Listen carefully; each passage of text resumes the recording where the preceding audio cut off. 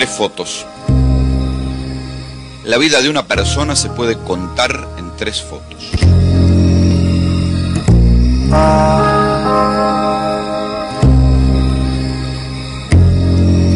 Vos, ¿me mostrás las tuyas? Y siguiendo un poco la ruta del dinero de las invasiones inglesas, fuimos al Banco de Londres a buscar el asiento y qué pasó con nuestra plata, 1.200.000 pesos plata. Los ingleses se lo tomaron muy en serio, terminó siendo una especie de conflicto diplomático. En aquel momento estaba Bielsa, de canciller, nos llamó Bielsa y nos dijo: chicos, déjense de joder porque se está complicando esto. Una vez que sacan la plata allá, ¿a dónde la llevan? Bueno, lo pasean por las calles de Londres en 8 carros tirados por 6 caballos, adornados con cintas azules, imagínate. Una banda toca el Rule Britannia, el God Save the King, pasan por el Almirantazgo, se detienen ahí un ratito, Central Square, Pall Mall. Ahora, la gente fue a un desfile, ve pasear todo ese dinero, pero ¿saben que es plata robada? Sí, pero parece que mucho no les importaba, ¿eh? ¿Cómo cuánto simpatizaba Perón con el fascismo? Bastante, bastante. ¿Queda algo por decir del peronismo todavía? Sí, sí, queda, siempre queda. Es un material sensible, inagotable, diría yo, prácticamente, porque hay mucho por hablar, por pensar. Se ocultó mucho también. Se ocultó mucho, se minimizó, se simplificó. Esto del peronismo es un sentimiento, se usó de distintas maneras, ¿no? Como para darle irracionalidad del lado del peronismo para justificar algunas cosas, pero creo que fue tomado sobre todo por el antiperonismo, ¿no? Un movimiento que es irracional, que no tiene lógica, que nunca la tuvo, cosa que no es verdad. La tuvo una lógica interna.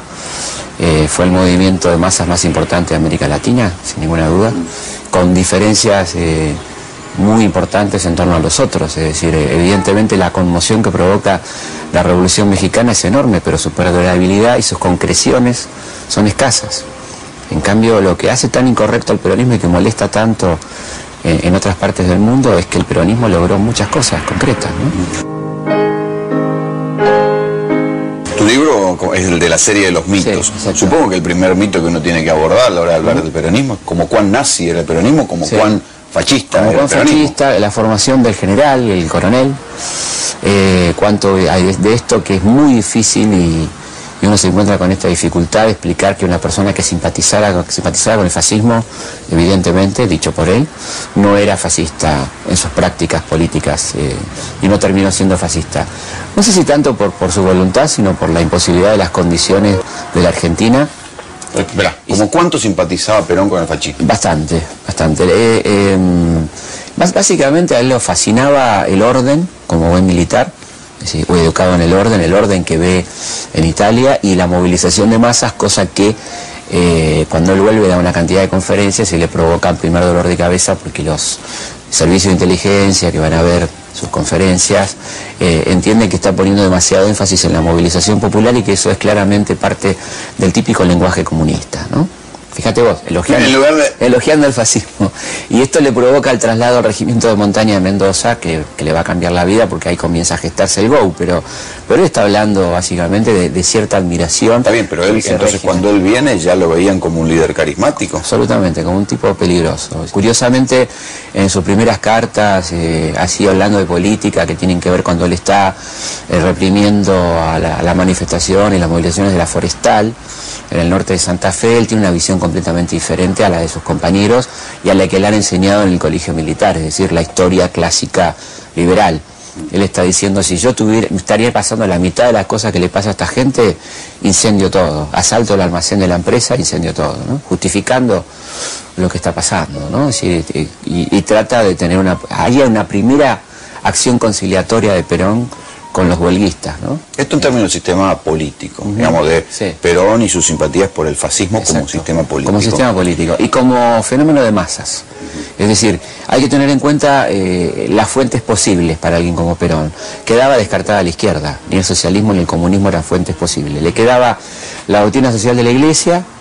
Pero el socialismo en ese momento era la República de Weimar decadente, claro, pero también era cierta socialdemocracia. Tampoco le cerraba. No le cerraba, él iba para otro lado, ¿no?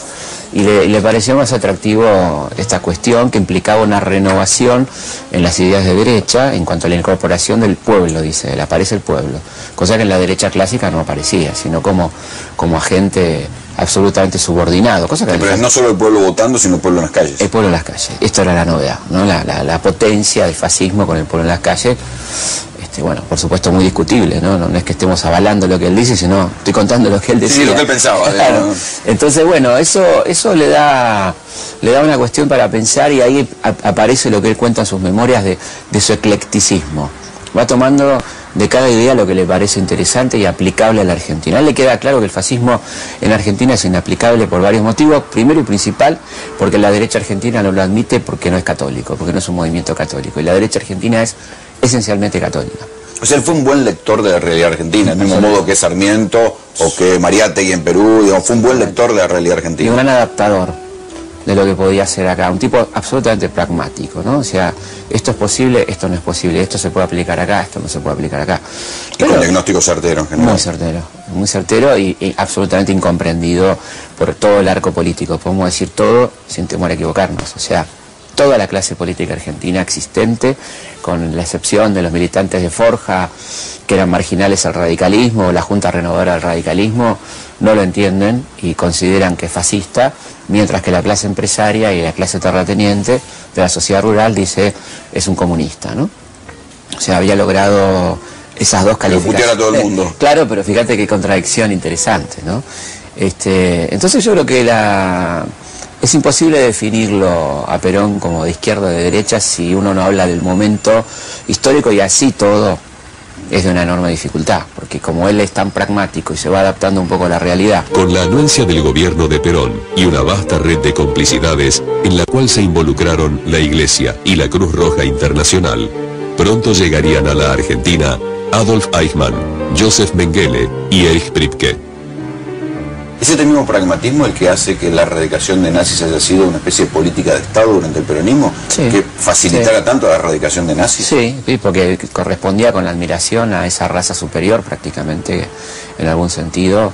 Sin ser un racista, admitir que esa gente venía muy formada, lo dice en un reportaje. Nosotros nos convenía porque con pagar un pasaje estábamos ahorrando años de formación de gente muy académicamente muy sólida, porque él hablaba también como justificando todo el aluvión, particularmente de la gente de ciencias que vino, como por ejemplo Kurt Tank, ¿no?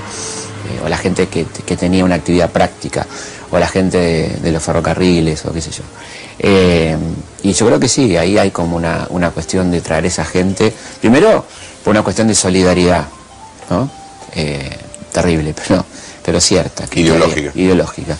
Y después por creer que eso aportaba a la población argentina elementos positivos, ¿no? ¿Qué lectura hizo Perón de la Segunda Guerra Mundial? ¿Estaba con los aliados? ¿Pensaba que podían ganar o estaba claramente con el eje? No, estaba claramente con el eje y se duele y conduele con la derrota. Esto lo dice él claramente, ¿no? Inclusive en una entrevista con Félix Luna dice: yo personalmente me reuní con los alemanes amigos de acá y les expliqué que le teníamos que declarar la guerra para poder salvar a algunos de ellos, para poder llegar con nuestros elementos de salvataje a Berlín, ¿no? Les explica esto. Es muy impresionante, ¿no? Pero es así, pero hay un agregado acá que es muy importante, me parece a mí, para ver el rompecabezas completo, y es la Iglesia Católica. El pedido expreso de la Iglesia Católica a Perón para que rescate a los personajes más importantes, o por lo menos a todos aquellos que se pudiera, de la jerarquía nazi, ustaya y fascista, y colaboracionista francesa, ¿no? ¿Por qué la Iglesia Católica tenía esa solidaridad con los nazis? Porque... Si no era la religión oficial de Hitler. Claro, pero entendía que eran los grandes combatientes contra el comunismo, que era lo que más le preocupaba en aquel momento, ¿no? Así que gente que había luchado, e inclusive con su fuerte antisemitismo, ¿no? La cuestión antisemita en la iglesia, en aquella iglesia... Que no les caía mal. No, en absoluto, en absoluto. Y es más, el obispo encargado de todo esto, Luis Udall, que hay una oficina específica del Vaticano para expatriar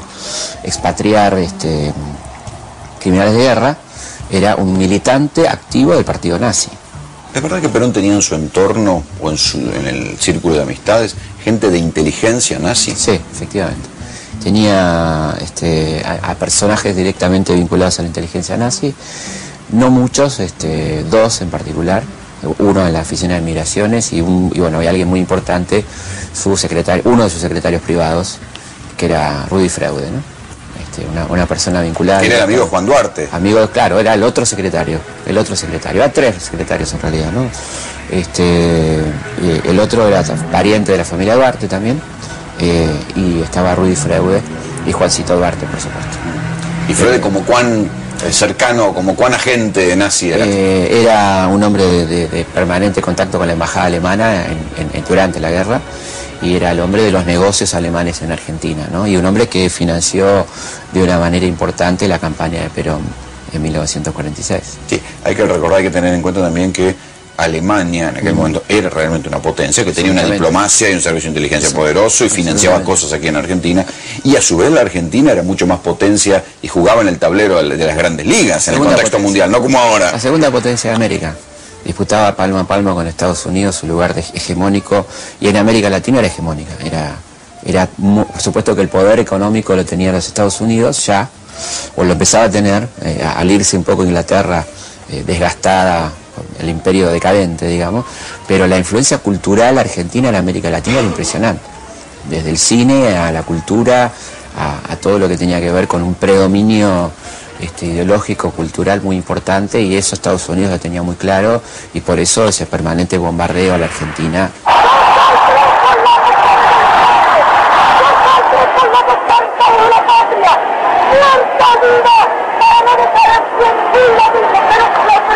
¿Iba Perón? Bueno, ¿tenía alguna formación política previa? No, muy poca, muy poca. Era la formación que podía tener una persona en un ambiente teatral, que era un ambiente siempre politizado, ¿no? Entonces ella contaba que se discutía mucho, a ella le tocó la época de la Guerra Civil Española, la política local, qué sé yo, el escándalo de las carnes y todo eso que pasaba en la década infame, que ella escuchaba, no tenía una opinión formada todavía, y que eso va a empezar Era muy chica, además. Era muy chica, venía de una ciudad del interior, muy despolitizada, y quizá su ingreso a mirar un poco la política tenía que ver con sus roles en los radioteatros, particularmente una serie que se llamó Grandes Mujeres de la Historia, donde ella hace de George Sand, de Madame Lynch, de Isabel I de Inglaterra, y ahí se va dando cuenta que hubo muchas mujeres importantes en la historia, y sin duda que eso tuvo... ¿Vos pensás que de ahí empieza a incorporar el físico y el rol? Por lo menos que se puede, ¿no?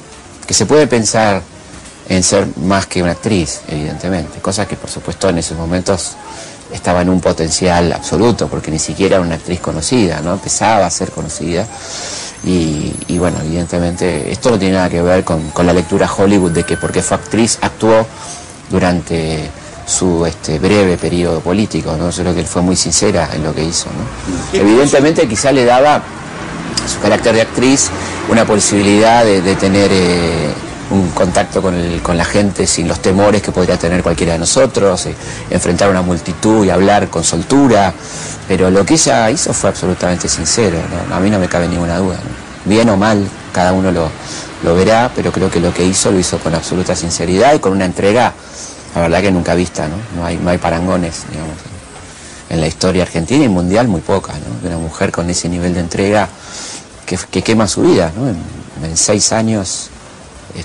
terribles, impresionantes, intensos, y una actividad, bueno, y que todavía tengamos cosas hechas por ella, ¿no? Muchos hospitales. ¿Cómo cuán importante fue realmente ella durante los gobiernos peronistas? Y fue central, yo creo que fue como el contacto de Perón con la gente, ¿no? El nexo de Perón con el pueblo, porque Perón era respetado, admirado, pero no tan amado. Perón era como el padre, ¿no? Y Evita era algo mucho más cercano a la gente, era la encarnadura del peronismo, ¿no? La tipa que iba a todos lados, que hablaba con la gente, que se embarraba, que atendía a la gente las horas que sean necesarias, donde no puede haber una pose, porque eso te puede durar 2 meses, pero esto duró años y todos los días, y bueno, las anécdotas que te cuentan de su compromiso, de por ejemplo, la erradicación de una villa, y ella... hasta que no se quema la última casa no se va porque tiene miedo, porque me lo contaba su secretaria Lilian Guardo, que era un día de frío, tarde, las 3 de la mañana, y señora, vamos, no, hasta que no se queme la última casa y acá no quede nada, no nos vamos porque esta gente va a volver, porque no tienen conciencia de lo que les vamos a dar, y creen que lo único que tienen es esto, yo quiero que acá no quede nada, ¿no? Bueno, eso no es una pose, porque no había nadie, no había ninguna cámara, era ella, ahí, ¿no? Hablando de villas, siempre está el mito popular de que las villas las trajo Perón. Todo lo contrario, ¿no? Si alguien erradicó villas en Argentina fue el peronismo, digamos. La cantidad de unidades de vivienda, más de 500.000 unidades de vivienda, y la villa, evidentemente creció el fenómeno de la radicación de gente, porque era un fenómeno que se venía dando de los 30, pero la villa la inventan los conservadores, o sea, la política conservadora de los años 30, cuando la gente se tiene que mudar a la ciudad en busca de trabajo porque el campo está quebrado por la crisis mundial, donde bajan los productos, los chacareros pasan de propietarios a proletarios, el tipo que tenía 5 hectáreas se queda literalmente en Pampa y la Vía, y tiene que venir a la ciudad donde están apareciendo las industrias, porque ya no se puede importar, hay que fabricar acá. Sí, un proceso parecido al de la revolución industrial. En la sustitución de importaciones, ¿no? Que se da acá en nuestra revolución industrial, efectivamente. No programada, sino, digamos... No, lamentablemente no programada, no hay un plan, es más, es como una incomodidad para la clase dirigente tener que invertir en la industria, ¿no? Ellos quieren seguir con su modelo agroexportador y de hecho porfían mucho para seguir con ese modelo, al punto tal que cuando aparece Pinedo en 1940 con su plan industrial, un hombre del riñón de la oligarquía, le dicen, no, esto es muy avanzado, ¿no? Construcción de vivienda, ampliación de la red ferroviaria, difusión del mercado interno, no, eso no. Entonces, las villas se van transformando en villas permanentes, porque esto de emergencia es realmente un eufemismo, ¿no? Es decir, como de emergencia llevamos 70 años de emergencia, ¿no? Cada vez son más. Entonces, pero el peronismo, por el contrario, tuvo una política habitacional notable, ¿no? Sumémosle a las 500.000 unidades construidas, los préstamos hipotecarios para la clase media. 500.000 casas construidas. 500.000 casas construidas, ¿no? En un periodo de 10 años. Bueno, comparativamente con otros gobiernos. Y no, el único en Argentina y con muy pocos precedentes en el mundo, qué sé yo, pero pues uno habla de la Unión Soviética, bueno, sí, pero más tiempo, qué sé yo, y bueno, por supuesto con otros recursos, ¿no? Así que eso fue notable, ¿no? Y esta cuestión de tanta resistencia social en los sectores medios, ¿no? ¿Por qué? La mitología del parqué, ¿no? Eso, el mito de que levantaban las casas para hacer el asado con el parqué. Exacto, que está bueno el restaurante El General, que tiene en el menú, dice asado al parqué, ¿no? Porque yo creo que estaba esa mentalidad que no ha desaparecido de los sectores medios, que son perjudicados por el sistema, si te pones a pensar tanto como los sectores populares, porque se han pauperizado y se pauperizaban también, de que no valía la pena invertir en esa gente, ¿no? Que era inculta y que si le dabas una casa le iba a destrozar porque iba a levantar el parqué, porque iba a vender los inodoros, y no pasó mucho, habrá pasado muy marginalmente. Hay estudios al respecto de urbanismo donde esto es pura mitología, ¿no? Es decir, por supuesto que la gente no tenía idea de cómo funcionaban los sanitarios o cómo era vivir con piso, porque vivían en tierra, pero todo el mundo quiere vivir mejor, nadie va a destrozar su casa ni se lo va a hacer un asado, digamos, supongamos que hacemos un asado en el parque abajo y alquitrán, o sea, con lo cual se incendia todas las casas inmediatamente, ¿no?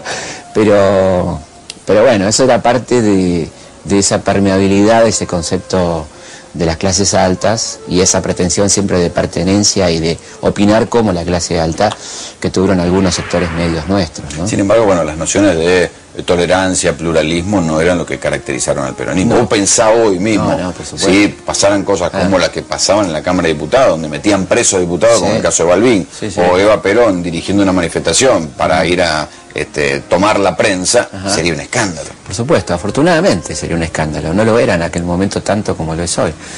¿Porque no había televisión? Porque no había televisión. ¿No había transmisión en directo? No había medios de comunicación independientes, ninguno.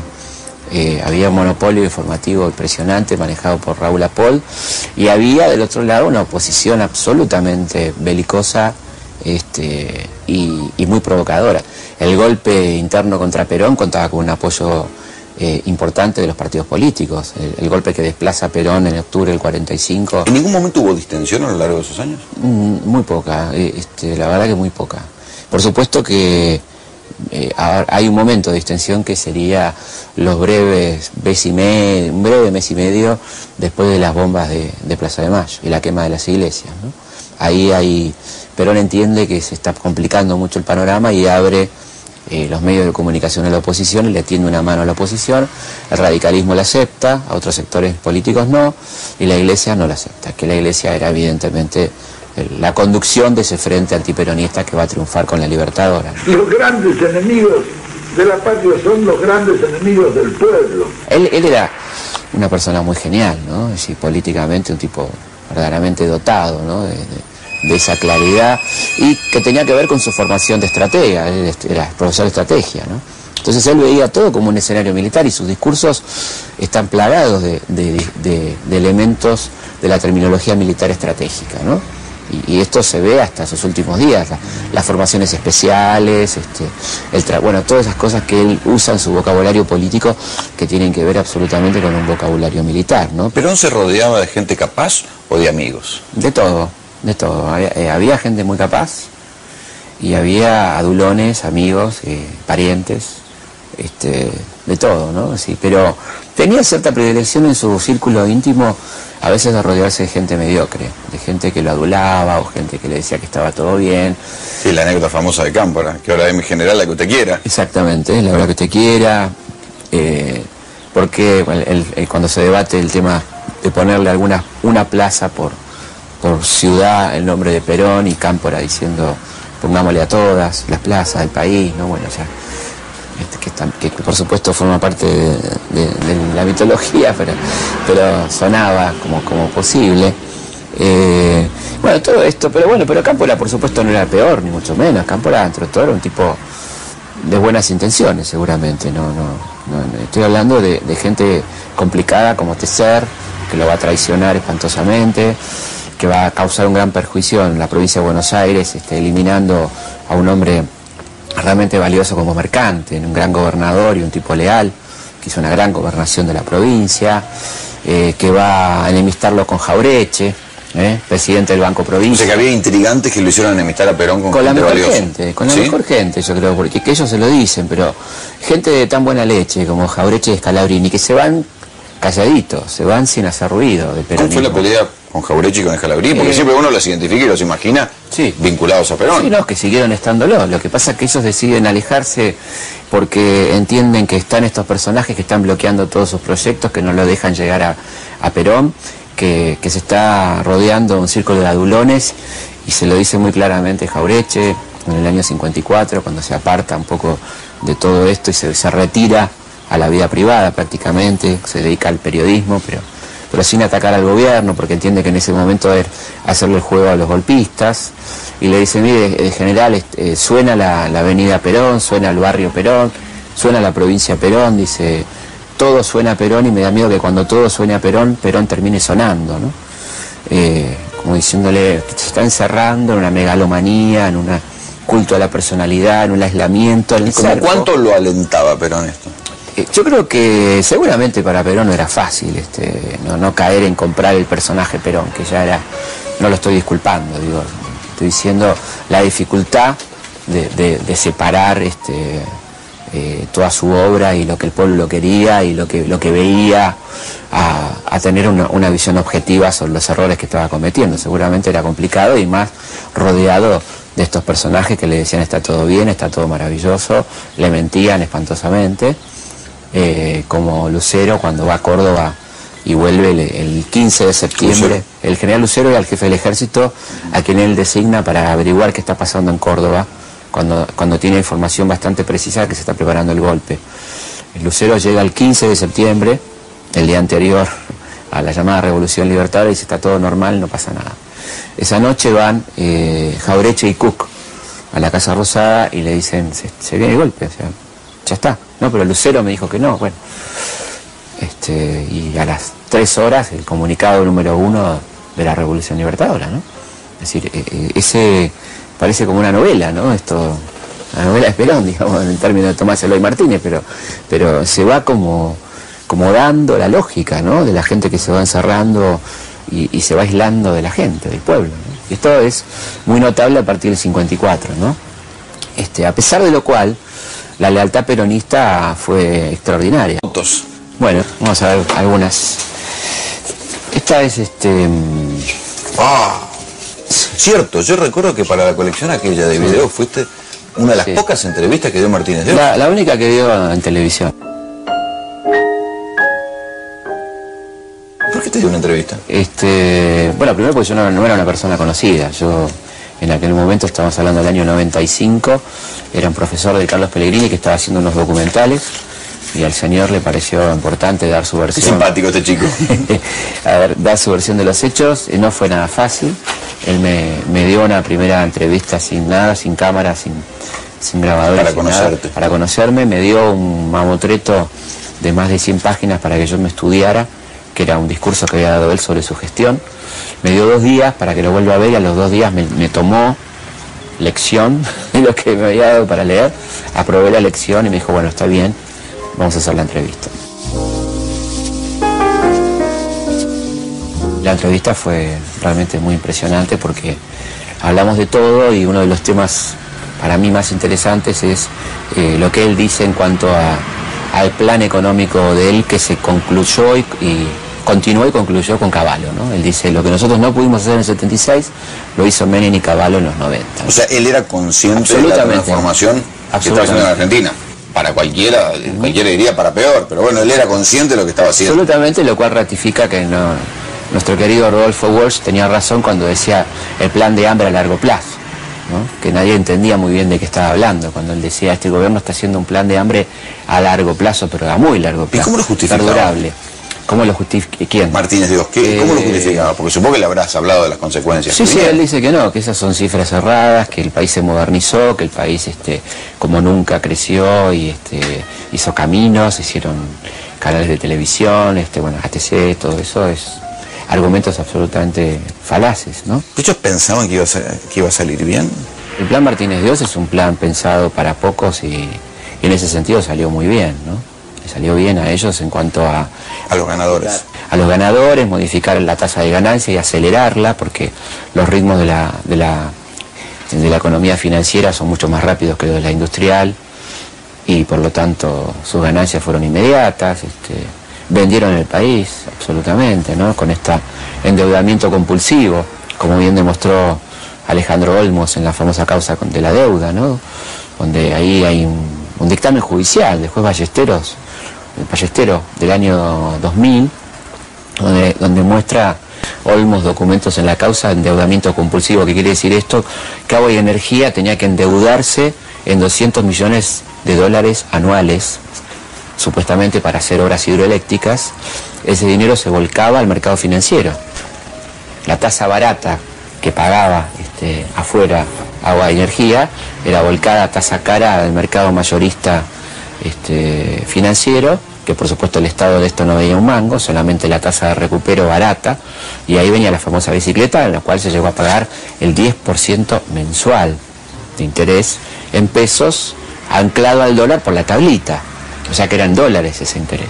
Eso vació el país, lo destrozó, multiplicó su deuda por 5, desindustrializó, porque el tipo que tenía un capital, ¿para qué se iba a poner a fabricar algo si su rentabilidad era exponencial? Sí, y activó una bomba de tiempo que todavía siguió estallando con los años. Absolutamente.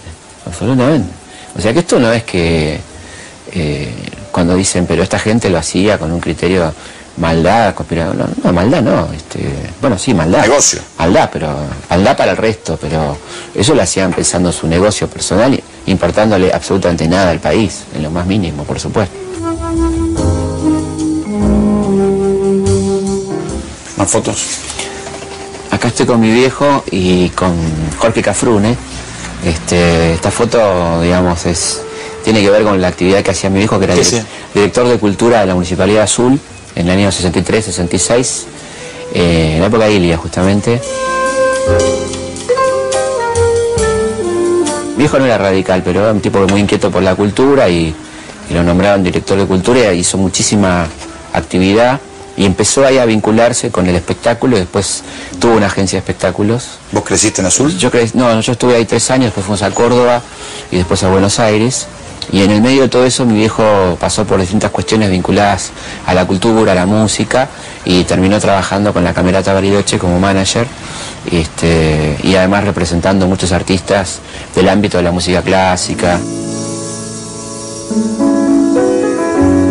Mi casa era un lugar de mucha visita de músicos folclóricos, gente que tenía que ver con la cultura, esas tertulias. ¿Por qué no fuiste músico? No sé, pero sí me pegó la cosa cultural, de escuchar las anécdotas de Jaime Dávalos, de Darío Ramírez, de qué sé yo, de gente vinculada a la cultura que me fascinaba de chiquito escuchar esas historias del norte argentino, y evidentemente me pegó, eso fue muy importante para mi formación. Y mi viejo hacía mucho, y mi vieja también, era una casa muy musical, de mucha lectura, de escuchar mucha música, ¿no? Muy amplios, digamos. Me acuerdo el día que llegó a mi casa el disco de los Beatles en el año 63, un primer simple creo que había acá, y me acuerdo que mi imagen es que se paró la casa, ¿no? Ese día paró todo el mundo a escuchar, porque a todos nos gustaba la música en distintos niveles, y algo pasó ahí, ¿no? Dijimos, esto es otra cosa, ¿no? Acá está la revolución, digamos, ¿no? Y fue un momento, así que me lo tengo muy grabado de chico, ¿no? Y por supuesto fanático de los Beatles desde ese momento, pero me llama la atención ese recuerdo tan fuerte de toda una casa donde éramos muchos, parados todos escuchando ese disco y diciendo, ¿qué es esto, no? Y eran estos genios completos, ¿no? Que bueno, que al día de hoy lo sigo escuchando permanentemente, y afortunadamente mis hijos por otro camino, no necesariamente por el mío, se hicieron más fanáticos de los Beatles también. Y somos toda la familia fanáticos. Beatlemaníacos. Beatlemaníacos, absolutamente, sí. Completamente.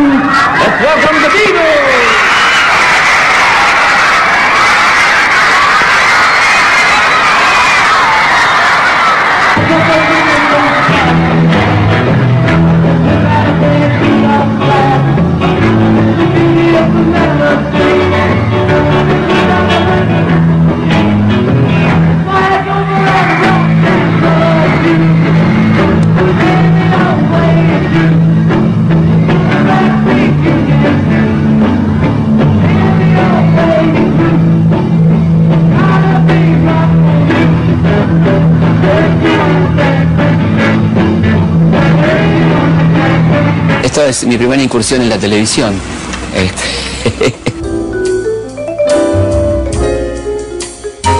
No me digas que estabas contestando sobre historia. No, estaba jugando a un jueguito ahí de tirar unos aros sobre personajes de Canal 13.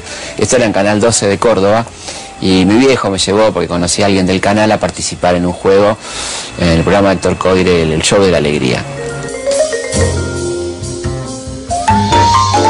Y ahí fue la primera vez que aparecí en televisión en mi vida. Tenía en ese momento 7 años. ¿Qué cambió cuando saltaste de los libros a la tele? Mucho, digamos, cambió mucho, fue progresivo, ¿no? Porque yo empecé con programas en Canal 7, o sea, de un rating tranquilo, y evidentemente el gran salto se produce con Algo Habrán Hecho, donde sí ahí hay niveles de popularidad realmente increíbles, ¿no? Con 25 puntos de rating y bueno, un conocimiento por parte de la gente, de todo tipo de gente, lo cual me encanta, desde un camionero que me toca la bocina, un colectivero, un cartonero, a un tipo que pasa en un Mercedes-Benz, muy loco, muy amplio, muy ecléctico, y eso evidentemente fue a partir del programa, ¿no? Del que tengo acá una foto que te quería mostrar, que es con Mario rodando en Londres, ¿no? Cuando fuimos a Londres a grabar Algo Habrán Hecho. ¿Fueron tras los pasos de San Martín? De San Martín y siguiendo un poco la ruta del dinero de las invasiones inglesas. Fuimos al Banco de Londres a buscar el asiento y qué pasó con nuestra plata, 1.200.000 pesos plata. Los ingleses se lo tomaron muy en serio. Mandamos primero mails y fax, como nos pidieron, y bueno, él terminó siendo una especie de conflicto diplomático. En aquel momento estaba Bielsa, de canciller, nos llamó Bielsa, y nos dijo, chicos, déjense de joder porque se está complicando esto. El Foreign Office se quejó, y por supuesto porque queríamos saber qué había pasado con el dinero de las invasiones inglesas, y ellos lo tomaron muy en serio. No les van a mostrar absolutamente nada y no quieren mostrar nada, y dicen que el dinero está asentado en el banco, pero que no les van a mostrar ningún documento. ¿Cómo está sentado en el banco? Está en el banco, el dinero está en el Banco de Inglaterra, efectivamente. Nosotros estábamos diciendo la pura verdad. Y teniendo en cuenta que las deudas... ¿Qué quiere decir está en el banco?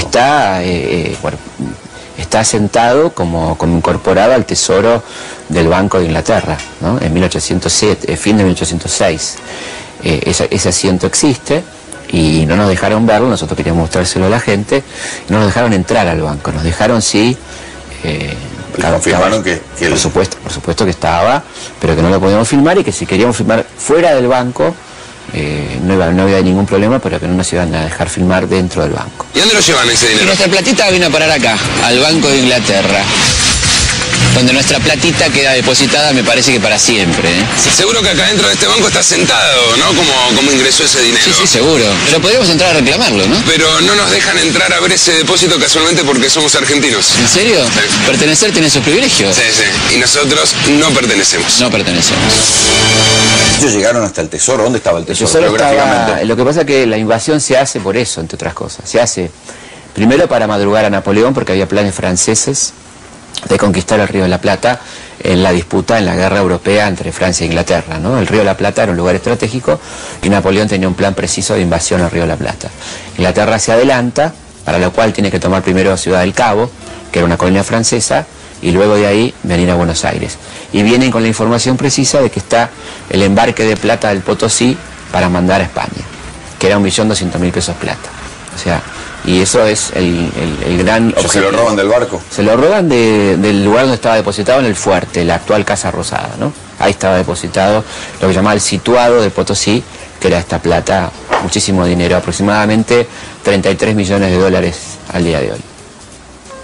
Había que sumar los intereses de Sí, todo. claro. ¿Por qué te hiciste historiador? Creo que tiene que ver con lo primero, que siempre me gustó leer, de chico.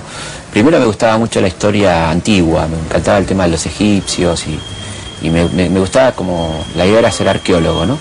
Hasta que me di cuenta que eso era muy caro y muy imposible, y después, bueno, evidentemente primaron razones de época, ¿no? Yo hice la secundaria, entré en el 72 con Lanuse y me fui en el 76 con Videla. O sea que pasé por Lanuse, por Cámpora, por Perón, por Las Tiri, Perón, Isabel y Videla. Todo eso en apenas una secundaria.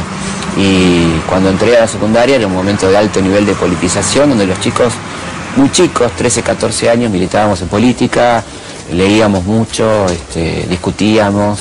No éramos los raros, era lo normal. Chicos que jugábamos a la pelota y además leíamos, además discutíamos. El país te llevaba, imagínate lo que era el 73, ¿no? La vuelta de Perón, lo que se debatía en las casas, se leía diarios en las casas todos los días, la gente compraba el diario todos los días, era lo más normal del mundo, se compraban revistas, eran hogares ilustrados los de la clase media, y esto era una escuela de clase media de chicos de padres inquietos, de lectores, y bueno, y ahí las clases de historia eran verdaderos despelotes, donde ya fuera que el profesor sea reaccionario o ya fuera que fuera piola, como decíamos nosotros, o progresista, las clases eran geniales, porque uno se preparaba para discutir y para pelear, y temas como Rivadavia, Sarmiento o Rosas apasionaban a los pibes de aquel Era momento. como hoy discutir un partido de fútbol. Exactamente, y esto era normal. ¿Te da nostalgia que eso ya no suceda? Y claro que sí, yo además como docente, ¿no? Calculá que yo di clase de más de 20 años en el Pellegrini, y durante esos 20 años, por lo menos durante 10 años sí sucedió, después fue dejando de suceder, ¿no? Paulatinamente. Y tuvo que ver mucho con cómo se fue dando la política entre nosotros, ¿no? ¿Por qué pensás que fue? Y yo O sea, creo que en algún momento hubo cierto interés y después se fue por perdiendo. supuesto, yo creo que hay ahora, por lo menos yo lo vivo con los chicos, no creo que a nivel escuela, porque evidentemente hay una situación muy complicada en la educación en cuanto a que los chicos de hoy admitan que están interesados por una clase, ¿no? Que esto tiene que ver ya con cómo quedan frente a sus compañeros y cuestiones más. Quedan como unos giles. Exactamente. Pero personalmente vienen muchos a mis charlas o a la firma de libros, chicos muy chicos, chicos normales, que hacen su vida, pero además leen y les gusta la historia, ¿no? Pero aquella tendencia que se daba hasta, yo diría, a los 90 aproximadamente, se fue perdiendo un poco, ¿no? El interés por la clase y el debate en clase. Ahora, ¿qué pasó en este país que en un punto los que leían no por obligación se convirtieron en giles, ¿no? Para la mirada social. Sí. O el que lee, o el que participa en una clase, ¿no? Es oreja, olfa, cuando en realidad, digamos, inhibe al resto, ¿no? Yo se los decía, con palabras bastante fuertes a mis alumnos, no sean boludos, digamos, no piensen que eso es ser canchero, ¿no? Hay que perderse una discusión interesante, porque si se prenden en una discusión quedan como que son sistémicos o que están haciendo lo que el profesor les pide, ¿no? Es por ustedes, digamos. Yo me voy de acá y mi vida continúa, pero uno lo que quiere que se la pierdan son ellos. Claro, formarlos, ayudarlos, digamos. Uno acá no viene a hacer proselitismo ni a irse con el ego más grande, ¿no? El que es buen docente labura para los pibes, no para él. A ver qué me pasó a mí con esto, sino qué le pasa a ustedes, ¿no? Yo trataba y daba resultados, lo terminaban entendiendo, con un esfuerzo. Por supuesto no todo el mundo está dispuesto a hacerlo, y hay mucho cansancio y malos sueldos y condiciones de trabajo jodidas, y los chicos vienen cada vez más complicados con distintas situaciones que se van sumando, ¿no? A realidades que se van complicando con los años, que están absolutamente desatendidos a nivel Estado, ¿no?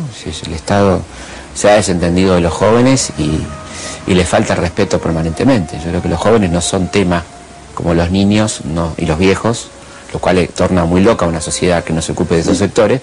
No son tema de Estado, o porque no votan, o porque no les interesa, o porque van a ser carne de cañón para operaciones políticas posteriores, o vaya a saber qué, ya porque uno ya no sabe qué pensar. No saben qué hacer. Claro, concretamente no les importa, digamos, esto está claro. Llevo en mis oídos la más maravillosa música que para mí es la palabra del pueblo argentino. ¿El peronismo fue el estado de bienestar en la Argentina? Sí, sin duda. El estado de bienestar argentino creo que tiene dos grandes momentos, uno mucho más breve y con muchos más condicionamientos, que sería la época de Ilia, una de las mejores épocas de bienestar de la población argentina, medido estadísticamente, con más altos índices de consumo y de educación superior, por ejemplo.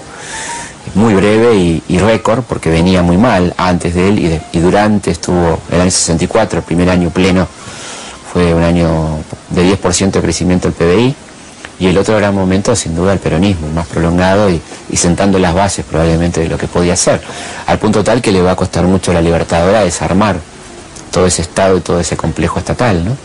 Que acá decimos Estado y suena mal, pero significaba para la mayoría de la población ingresar a la educación, la salud, el consumo, el ocio, las vacaciones, cosas desconocidas para la inmensa mayoría de los argentinos, ¿no?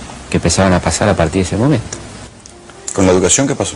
Con la educación pasaron dos cosas. Pasa por un lado la matrícula récord de la historia argentina y el ingreso de millones de personas al sistema educativo, incluyendo al universitario, y de luego, por supuesto, la cuestión de la politización y partidización de la educación a partir de los manuales, la inclusión en los programas de cuestiones vinculadas a Perón y Evita y todas estas cosas que también pasaron, y los libros de lectura son muy elocuentes al respecto, ¿no? O sea que pasan las dos cosas.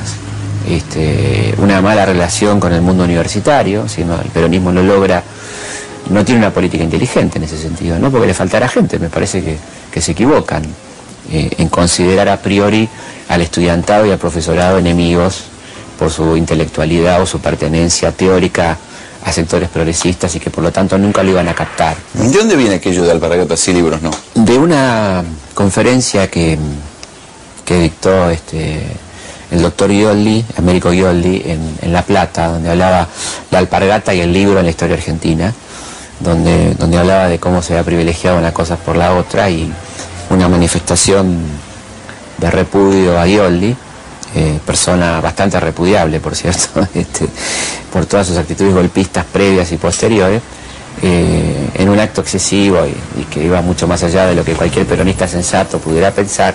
Un grupo de estudiantes dijo alpargatas y libros no, ¿no? Y quedó en el imaginario popular como si hubiera sido una consigna de Estado, que por supuesto no lo fue, porque el peronismo llenó las bibliotecas de libros pro-peronistas y también de libros, y difundió mucho la lectura en Argentina también. O sea, no es exacto esto, ¿no? No brutalizó. Pero así quedó. Pero así quedó. Quedó como si lo hubiera dicho Perón y hubiera escrito en las escuelas. O sea, es otro mito del peronismo. Por supuesto, pero tiene que ver también con esos errores graves cometidos por el peronismo a la hora de politizar y peronizar la enseñanza en la escuela primaria, donde se leía, en vez de yo amo a mi mamá, yo amo a Evita, y esas cosas que evidentemente no eran lo más conveniente. En términos de política contemporánea, ¿robó Perón como roban los políticos? Evidentemente había corrupción en el gobierno peronista. Yo no sé si él personalmente, pero alrededor de él mucha gente se enriqueció, sin duda. Prebendas, ya el hecho de dar concesiones de algún elemento o introducción de autos o cosas por el estilo. Siempre se decía que el Yapi era una fuente de corrupción. Bueno, eso sí, lo fue.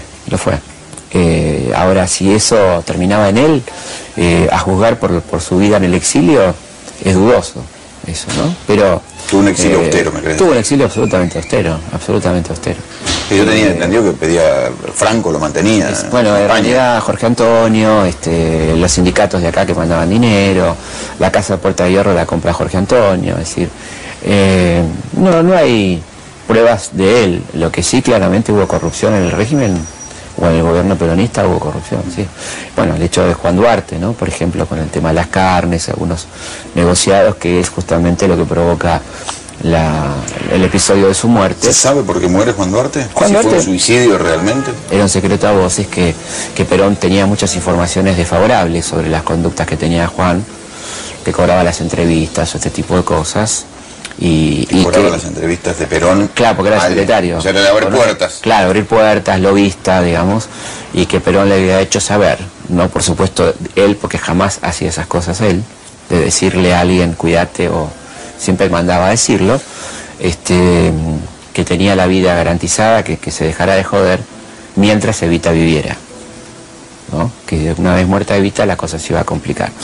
Y evidentemente a poco tiempo de muerta Evita, se le complicó, ¿no? Se le complicó mucho, y él la complicó, porque él siguió haciendo todo lo que se le había avisado que no tenía que hacer.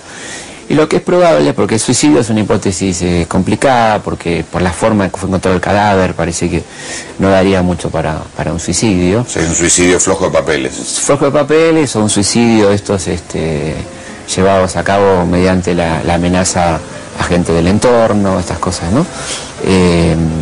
Lo que puede haber pasado es que alguien lo haya matado, esa típica de, mire lo que dice el general, le maté a este que lo estaba molestando. Que en realidad, por supuesto, Perón no le convenía en absoluto la muerte de Juan Duarte, ¿no?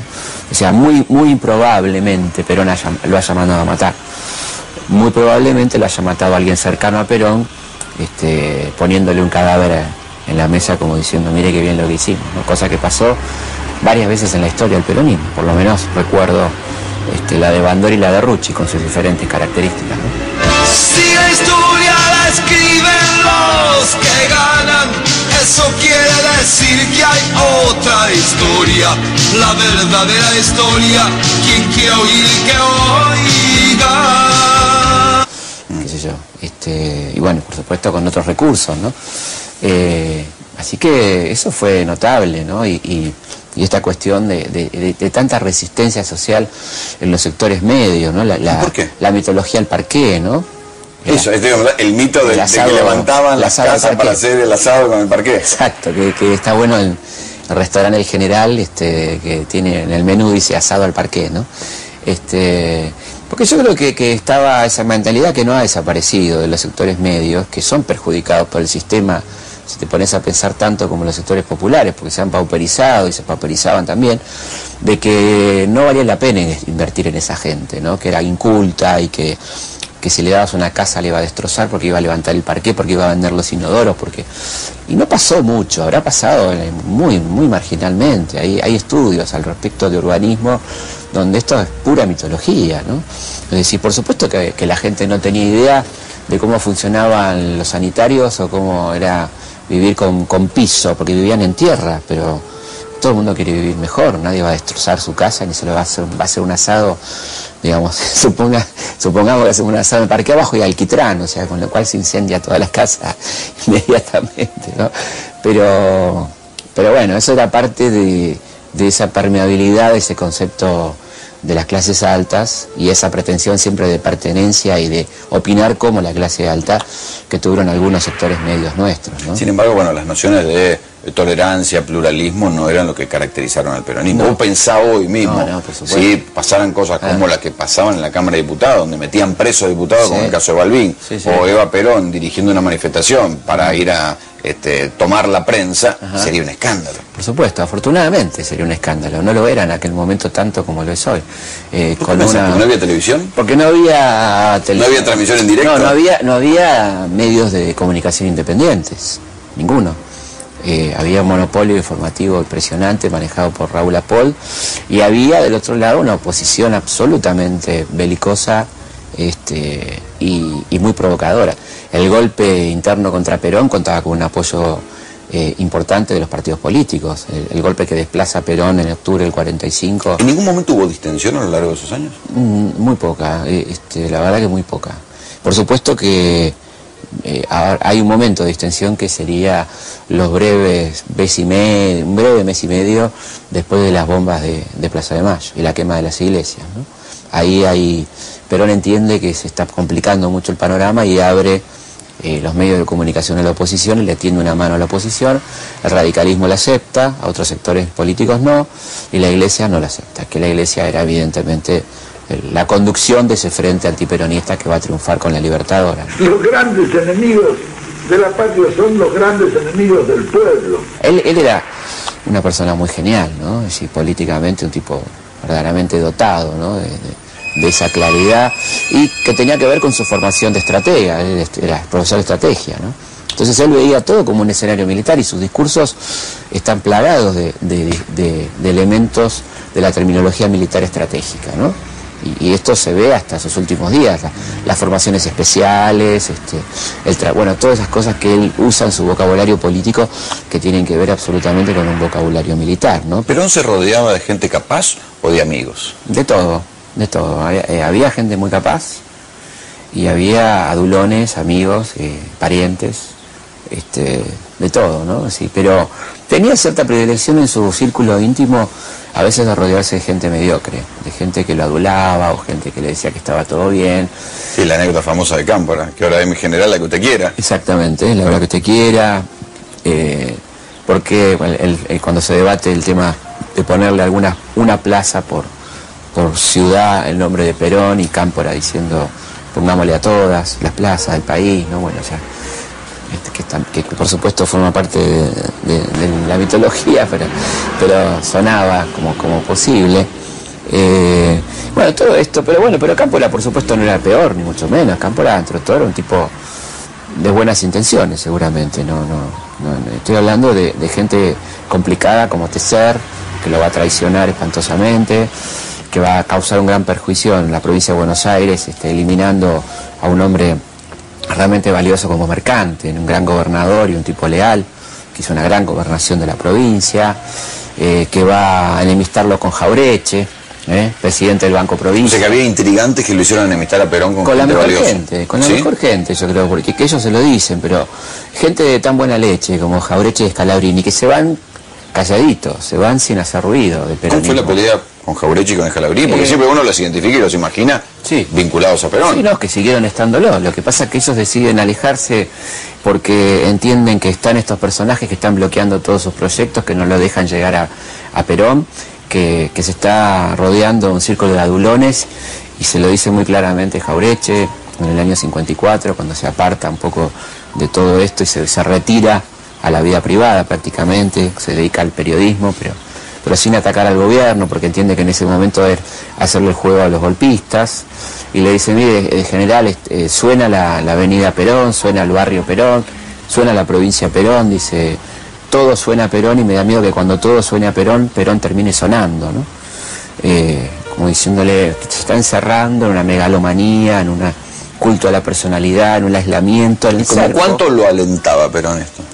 Yo creo que seguramente para Perón no era fácil no caer en comprar el personaje Perón, que ya era, no lo estoy disculpando, digo, estoy diciendo la dificultad de separar toda su obra y lo que el pueblo quería y lo que veía a tener una visión objetiva sobre los errores que estaba cometiendo. Seguramente era complicado, y más rodeado de estos personajes que le decían está todo bien, está todo maravilloso, le mentían espantosamente. como Lucero cuando va a Córdoba y vuelve el 15 de septiembre. Lucero. El general Lucero era el jefe del ejército a quien él designa para averiguar qué está pasando en Córdoba cuando tiene información bastante precisa de que se está preparando el golpe. El Lucero llega el 15 de septiembre, el día anterior a la llamada Revolución Libertadora, y dice: está todo normal, no pasa nada. Esa noche van Jaureche y Cook a la Casa Rosada y le dicen: se viene el golpe, o sea, ya está. No, pero Lucero me dijo que no. Bueno, y a las 3 horas el comunicado número 1 de la Revolución Libertadora, ¿no?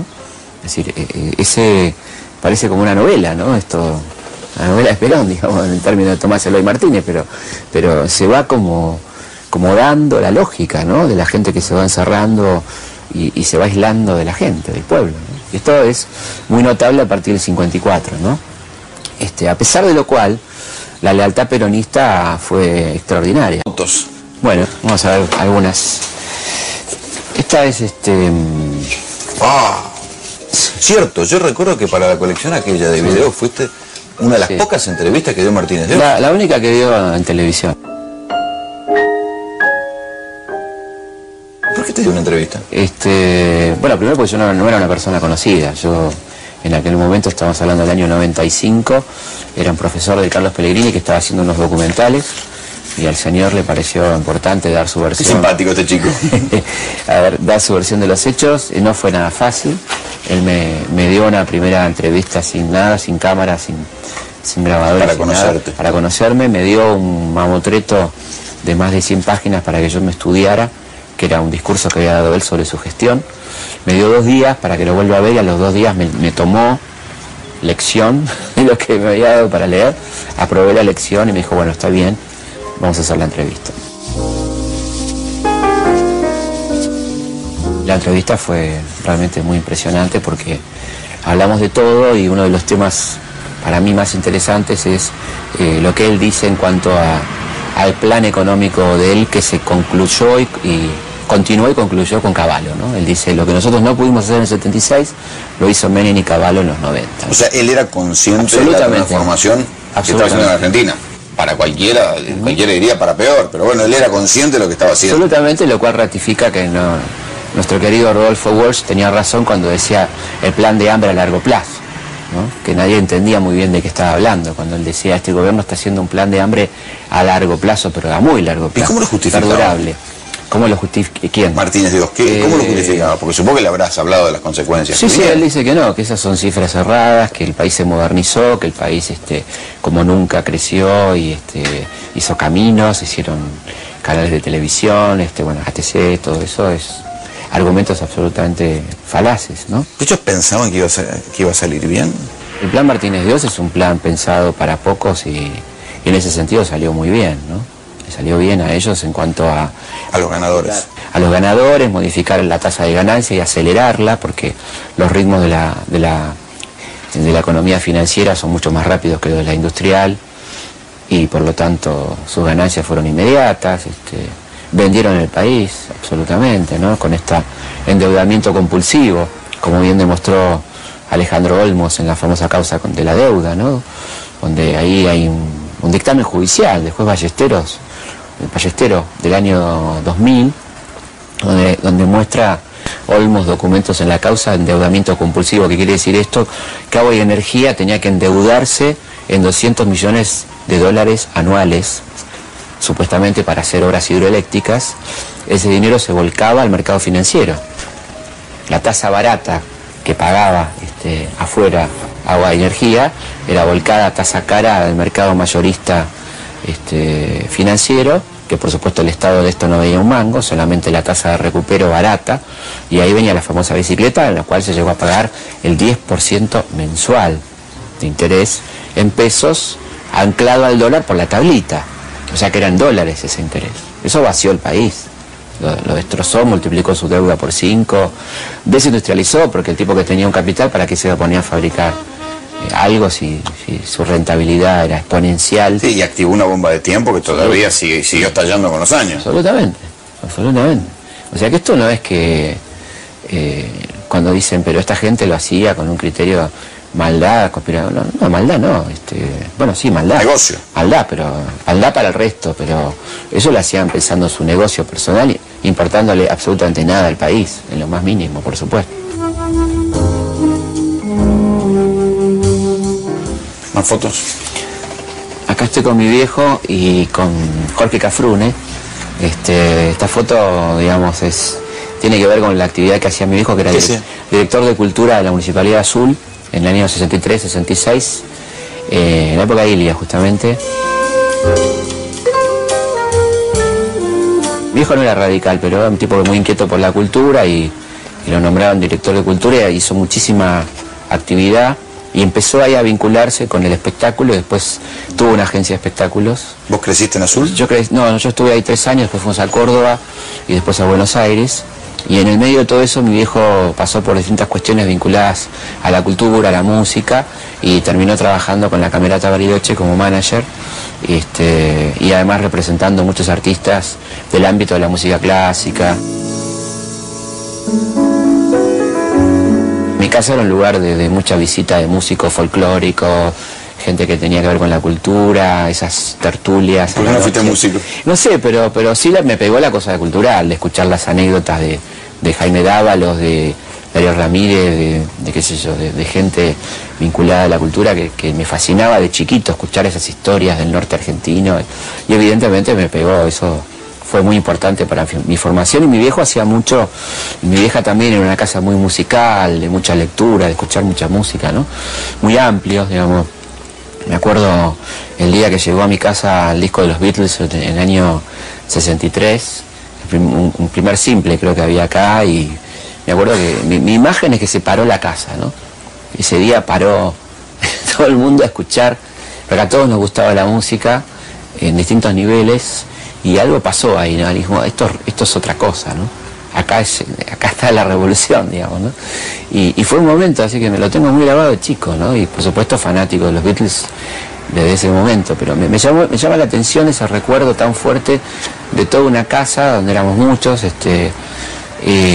parados todos escuchando ese disco y diciendo, ¿qué es esto, no? Y eran estos genios completos, ¿no? Que bueno, que al día de hoy lo sigo escuchando permanentemente, y afortunadamente mis hijos por otro camino, no necesariamente por el mío, se hicieron más fanáticos de los Beatles también. Y somos toda la familia fanáticos. Beatlemaníacos. Beatlemaníacos, absolutamente, sí. Completamente.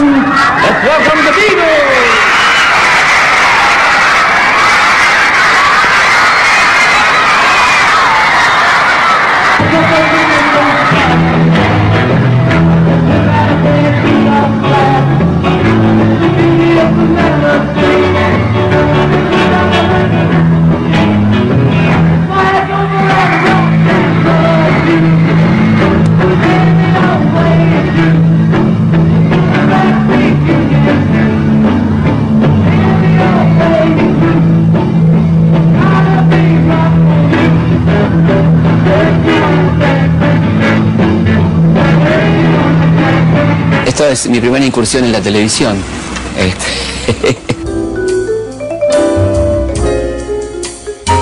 No me digas que estabas contestando sobre historia. No, estaba jugando a un jueguito ahí de tirar unos aros sobre personajes de Canal 13.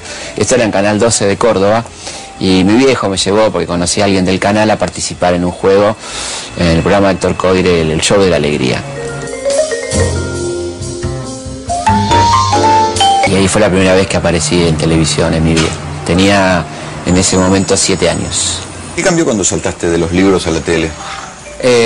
Mucho, digamos, cambió mucho, fue progresivo, ¿no? Porque yo empecé con programas en Canal 7, o sea, de un rating tranquilo, y evidentemente el gran salto se produce con Algo Habrán Hecho, donde sí hay niveles de popularidad realmente increíbles, ¿no? Con 25 puntos de rating y bueno, un conocimiento por parte de la gente, de todo tipo de gente, lo cual me encanta, desde un camionero que me toca la bocina, un colectivero, un cartonero, a un tipo que pasa en un Mercedes-Benz, muy loco, muy amplio, muy ecléctico, y eso evidentemente fue a partir del programa, ¿no? Del que tengo acá una foto que te quería mostrar, que es con Mario rodando en Londres, ¿no? Cuando fuimos a Londres a grabar Algo Habrán Hecho. fueron tras los pasos de San Martín? De San Martín y siguiendo un poco la ruta del dinero de las invasiones inglesas. Fuimos al Banco de Londres a buscar el asiento y qué pasó con nuestra plata, 1.200.000 pesos plata. Los ingleses se lo tomaron muy en serio. Mandamos primero mails y fax, como nos pidieron, y bueno, él terminó siendo una especie de conflicto diplomático. En aquel momento estaba Bielsa, de canciller, nos llamó Bielsa y nos dijo: chicos, déjense de joder porque se está complicando esto. El Foreign Office se quejó, y por supuesto, porque queríamos saber qué había pasado con el dinero de las invasiones inglesas, y eso lo tomaron muy en serio. No les van a mostrar absolutamente nada y no quieren mostrar nada, y dicen que el dinero está asentado en el banco, pero que no les van a mostrar ningún documento. ¿Cómo está sentado en el banco? Está en el banco, el dinero está en el Banco de Inglaterra, efectivamente. Nosotros estábamos diciendo la pura verdad. Y teniendo en cuenta que las deudas... ¿Qué quiere decir está en el banco? Está, bueno, está asentado como incorporado al tesoro del Banco de Inglaterra, ¿no? En 1807, fin de 1806. Ese asiento existe y no nos dejaron verlo. Nosotros queríamos mostrárselo a la gente y no nos dejaron entrar al banco. Nos dejaron, sí... confirmaron que por supuesto que estaba, pero que no lo podíamos filmar, y que si queríamos filmar fuera del banco no había ningún problema, pero que no nos iban a dejar filmar dentro del banco. ¿Y dónde lo llevan ese Y dinero? nuestra platita vino a parar acá, al Banco de Inglaterra, donde nuestra platita queda depositada, me parece que para siempre, ¿eh? Seguro que acá dentro de este banco está sentado, ¿no? Como ingresó ese dinero. Sí, seguro. Pero podríamos entrar a reclamarlo, ¿no? Pero no nos dejan entrar a ver ese depósito casualmente porque somos argentinos. ¿En serio? Sí. ¿Pertenecer tiene sus privilegios? Sí. Y nosotros no pertenecemos. No pertenecemos. Ellos llegaron hasta el tesoro. ¿Dónde estaba el tesoro? Tesoro estaba, lo que pasa es que la invasión se hace por eso, entre otras cosas. Se hace primero para madrugar a Napoleón, porque había planes franceses de conquistar el Río de la Plata en la disputa, en la guerra europea entre Francia e Inglaterra, ¿no? El Río de la Plata era un lugar estratégico y Napoleón tenía un plan preciso de invasión al Río de la Plata. Inglaterra se adelanta, para lo cual tiene que tomar primero Ciudad del Cabo, que era una colonia francesa, y luego de ahí venir a Buenos Aires.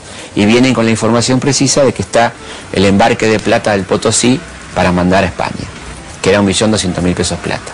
O sea, y eso es el gran objetivo. ¿Se lo roban del barco? Se lo roban del lugar donde estaba depositado, en el fuerte, la actual Casa Rosada, ¿no? Ahí estaba depositado lo que llamaba el situado de Potosí, que era esta plata, muchísimo dinero, aproximadamente 33 millones de dólares al día de hoy. Había que sumar los intereses. Sí, claro.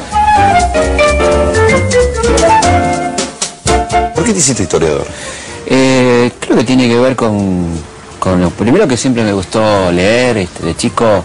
Primero me gustaba mucho la historia antigua, me encantaba el tema de los egipcios y me gustaba, como la idea era ser arqueólogo, ¿no? Hasta que me di cuenta que eso era muy caro y muy imposible. Y después, bueno, evidentemente primaron razones de época, ¿no? Yo hice la secundaria, entré en el 72 con Lanuse y me fui en el 76 con Videla. O sea que pasé por Lanuse, por Cámpora, por Perón, por Las Tiri, Perón, Isabel y Videla. Todo eso en apenas una secundaria. Y cuando entré a la secundaria era un momento de alto nivel de politización, donde los chicos, muy chicos, 13, 14 años, militábamos en política, leíamos mucho, discutíamos. No éramos los raros, era lo normal. Chicos que jugábamos a la pelota y además leíamos, además discutíamos. El país te llevaba, imagínate lo que era el 73, ¿no? La vuelta de Perón, lo que se debatía en las casas, se leía diarios en las casas todos los días, la gente compraba el diario todos los días, era lo más normal del mundo, se compraban revistas, eran hogares ilustrados los de la clase media, y esto era una escuela de clase media, de chicos, de padres inquietos, de lectores, y bueno, y ahí las clases de historia eran verdaderos despelotes, donde ya fuera que el profesor sea reaccionario o ya fuera que fuera piola, como decíamos nosotros, o progresista, las clases eran geniales, porque uno se preparaba para discutir y para pelear, y temas como Rivadavia, Sarmiento o Rosas apasionaban a los pibes de aquel momento. Era como hoy discutir un partido de fútbol. Exactamente, y esto era normal. ¿Te da nostalgia que eso ya no suceda? Y claro que sí, yo además como docente, ¿no? Calculá que yo di clase de más de 20 años en el Pellegrini, y durante esos 20 años, por lo menos durante 10 años sí sucedió, después fue dejando de suceder, ¿no? Paulatinamente. tuvo que ver mucho con cómo se fue dando la política entre nosotros, ¿no? ¿Por qué pensás que fue? Y yo o sea, que en algún momento hubo cierto interés y después se fue perdiendo. Por supuesto, yo creo que hay ahora, por lo menos yo lo vivo con los chicos, no creo que a nivel escuela, porque evidentemente hay una situación muy complicada en la educación en cuanto a que los chicos de hoy admitan que están interesados por una clase, ¿no? Que esto tiene que ver ya con cómo quedan frente a sus compañeros y cuestiones más... quedan como unos giles. Exactamente. Pero personalmente vienen muchos a mis charlas o a la firma de libros, chicos muy chicos, chicos normales, que hacen su vida, pero además leen y les gusta la historia, ¿no? Pero aquella tendencia que se daba hasta, yo diría, a los 90 aproximadamente, se fue perdiendo un poco, ¿no? El interés por la clase y el debate en clase. Ahora, ¿qué pasó en este país que en un punto los que leían, no por obligación, se convirtieron en giles, ¿no? Para la mirada social. Sí. O el que lee, o el que participa en una clase, ¿no? Es oreja, olfa, cuando en realidad, digamos, inhibe al resto, ¿no? Yo se los decía, con palabras bastante fuertes a mis alumnos, no sean boludos, digamos, no piensen que eso es ser canchero, ¿no? Hay que perderse una discusión interesante, porque si se prenden en una discusión, quedan como que son sistémicos o que están haciendo lo que el profesor les pide, ¿no? Es por ustedes, digamos. Yo me voy de acá y mi vida continúa, pero uno lo que quiere que se la pierdan son ellos. Claro, formarlos, ayudarlos, digamos. Uno acá no viene a hacer proselitismo ni a irse con el ego más grande, ¿no? El que es buen docente labura para los pibes, no para él, a ver qué me pasó a mí con esto, sino qué le pasa a ustedes, ¿no? Yo trataba y daba resultados, lo terminaban entendiendo, con un esfuerzo. Por supuesto, no todo el mundo está dispuesto a hacerlo, y hay mucho cansancio y malos sueldos y condiciones de trabajo jodidas, y los chicos vienen cada vez más complicados con distintas situaciones que se van sumando, ¿no? A realidades que se van complicando con los años, que están absolutamente desatendidos a nivel Estado, ¿no? El Estado se ha desentendido de los jóvenes y les falta respeto permanentemente. Yo creo que los jóvenes no son tema como los niños y los viejos, lo cual torna muy loca una sociedad que no se ocupe de esos sectores. No son tema de Estado, o porque no votan, o porque no les interesa, o porque van a ser carne de cañón para operaciones políticas posteriores, o vaya a saber qué, ya porque uno ya no sabe qué pensar. No saben qué hacer. Claro, concretamente no les importa, digamos, esto está claro. Llevo en mis oídos la más maravillosa música que para mí es la palabra del pueblo argentino. ¿El peronismo fue el estado de bienestar en la Argentina? Sí, sin duda. El estado de bienestar argentino creo que tiene dos grandes momentos, uno mucho más breve y con muchos más condicionamientos, que sería la época de Ilia, una de las mejores épocas de bienestar de la población argentina, medido estadísticamente, con más altos índices de consumo y de educación superior, por ejemplo. Muy breve y récord, porque venía muy mal antes de él y durante. Estuvo el año 64, el primer año pleno, fue un año de 10% de crecimiento del PBI, y el otro gran momento, sin duda, el peronismo, más prolongado y sentando las bases probablemente de lo que podía ser, al punto tal que le va a costar mucho a la Libertadora desarmar todo ese Estado y todo ese complejo estatal, ¿no? Que acá decimos Estado y suena mal, pero significaba para la mayoría de la población ingresar a la educación, la salud, el consumo, el ocio, las vacaciones, cosas desconocidas para la inmensa mayoría de los argentinos, ¿no? Que empezaban a pasar a partir de ese momento. ¿Con la educación qué pasó? A Berlín, ¿no? Les explica esto. Es muy impresionante, ¿no? Pero es así, pero hay un agregado acá que es muy importante, me parece a mí, para ver el rompecabezas completo, y es la Iglesia Católica. El pedido expreso de la Iglesia Católica a Perón para que rescate a los personajes más importantes, o por lo menos a todos aquellos que se pudiera, de la jerarquía nazi, ustaya y fascista, y colaboracionista francesa, ¿no? ¿Por qué la Iglesia Católica tenía esa solidaridad con los nazis? Porque... Si no era la religión oficial de Hitler. Claro, pero entendía que eran los grandes combatientes contra el comunismo, que era lo que más le preocupaba en aquel momento, ¿no? Así que gente que había luchado, e inclusive con su fuerte antisemitismo, ¿no? La cuestión antisemita en la iglesia, en aquella iglesia... Que no les caía mal. No, en absoluto, en absoluto. Y es más, el obispo encargado de todo esto, Luis Udall, que hay una oficina específica del Vaticano para expatriar criminales de guerra, era un militante activo del partido nazi. ¿Es verdad que Perón tenía en su entorno o en el círculo de amistades gente de inteligencia nazi? Sí, efectivamente. Tenía a personajes directamente vinculados a la inteligencia nazi, no muchos, dos en particular, uno en la oficina de migraciones y bueno, hay alguien muy importante, uno de sus secretarios privados, que era Rudy Freude, ¿no? Una persona vinculada. Era el amigo Juan Duarte. Amigo, claro, era el otro secretario. Era tres secretarios en realidad, ¿no? El otro era pariente de la familia Duarte también, y estaba Rudy Freude y Juancito Duarte, por supuesto.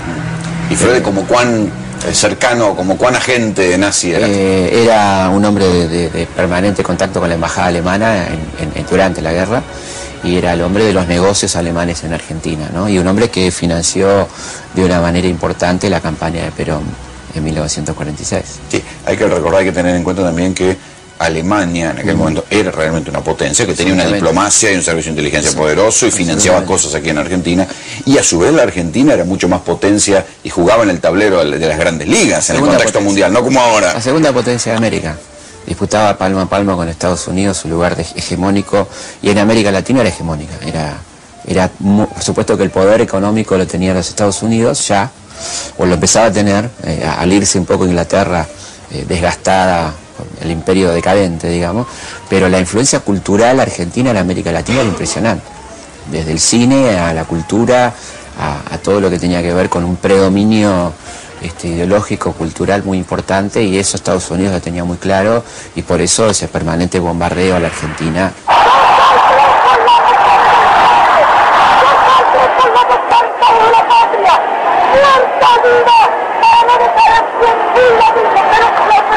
¿Iba Perón?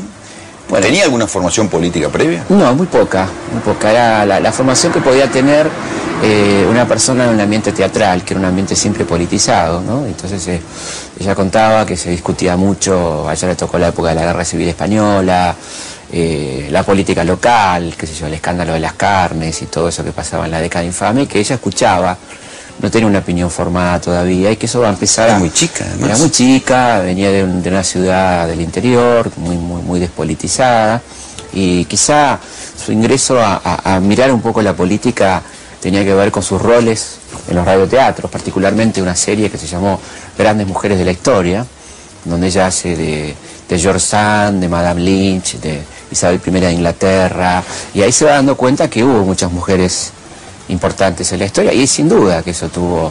¿Vos pensás que ahí empieza a incorporar el físico y el rol? Por lo menos que se puede, ¿no?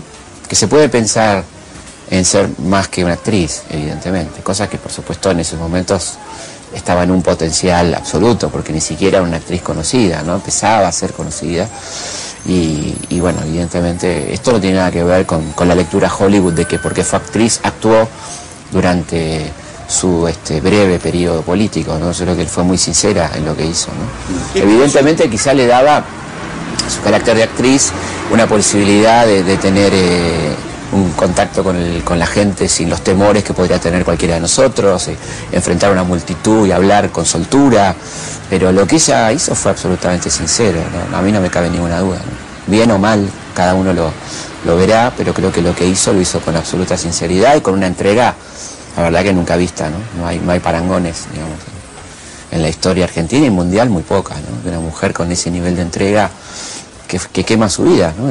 En 6 años terribles, impresionantes, intensos, y una actividad, bueno, y que todavía tengamos cosas hechas por ella, ¿no? Muchos hospitales. ¿Cómo cuán importante fue realmente ella durante los gobiernos peronistas? Y fue central, yo creo que fue como el contacto de Perón con la gente, ¿no? El nexo de Perón con el pueblo, porque Perón era respetado, admirado, pero no tan amado. Perón era como el padre, ¿no? Y Evita era algo mucho más cercano a la gente, era la encarnadura del peronismo, ¿no? La tipa que iba a todos lados, que hablaba con la gente, que se embarraba, que atendía a la gente las horas que sean necesarias, donde no puede haber una pose, porque eso te puede durar 2 meses, pero esto duró años y todos los días, y bueno, las anécdotas que te cuentan de su compromiso, por ejemplo, la erradicación de una villa y ella, hasta que no se quema la última casa, no se va porque tiene miedo, porque me lo contaba su secretaria, Lilian Guardo, que era un día de frío, tarde, las 3 de la mañana, y señora, vamos, no, hasta que no se queme la última casa y acá no quede nada, no nos vamos porque esta gente va a volver, porque no tienen conciencia de lo que les vamos a dar, y creen que lo único que tienen es esto. Yo quiero que acá no quede nada, ¿no? Bueno, eso no es una pose, porque no había nadie, no había ninguna cámara, era ella, ahí, ¿no? Hablando de villas, siempre está el mito popular de que las villas las trajo Perón. Todo lo contrario, ¿no? Si alguien erradicó villas en Argentina fue el peronismo, digamos. La cantidad de unidades de vivienda, más de 500.000 unidades de vivienda, y la villa, evidentemente creció el fenómeno de la erradicación de gente, porque era un fenómeno que se venía dando de los 30, pero la villa la inventan los conservadores, o sea, la política conservadora de los años 30, cuando la gente se tiene que mudar a la ciudad en busca de trabajo porque el campo está quebrado por la crisis mundial, donde bajan los productos, los chacareros pasan de propietarios a proletarios, el tipo que tenía 5 hectáreas se queda literalmente en Pampa y la Vía, y tiene que venir a la ciudad donde están apareciendo las industrias, porque ya no se puede importar, hay que fabricar acá. Que un proceso parecido al de la revolución industrial. En la sustitución de importaciones, ¿no? Que se da acá en nuestra revolución industrial, efectivamente. No programada, sino, digamos... No, lamentablemente no programada, no hay un plan, es más, es como una incomodidad para la clase dirigente tener que invertir en la industria, ¿no? Ellos quieren seguir con su modelo agroexportador y de hecho porfían mucho para seguir con ese modelo, al punto tal que cuando aparece Pinedo en 1940 con su plan industrial, un hombre del riñón de la oligarquía le dicen, no, esto es muy avanzado, ¿no? Construcción de vivienda, ampliación de la red ferroviaria, difusión del mercado interno, no, eso no. Entonces, las villas se van transformando en villas permanentes, porque esto de emergencia es realmente un eufemismo, ¿no? Es decir, como de emergencia llevamos 70 años de emergencia, ¿no? Cada vez son más. Entonces, pero el peronismo, por el contrario, tuvo una política habitacional notable, ¿no? Sumémosle a las 500.000 unidades construidas, los préstamos hipotecarios para la clase media. 500.000 casas construidas. 500.000 casas construidas, ¿no? En un periodo de 10 años. Bueno, comparativamente con otros gobiernos. Y no, el único en Argentina y con muy pocos precedentes en el mundo, qué sé yo, pero pues uno habla de la Unión Soviética, bueno, sí, pero más tiempo. 3 fotos. La vida de una persona se puede contar en 3 fotos.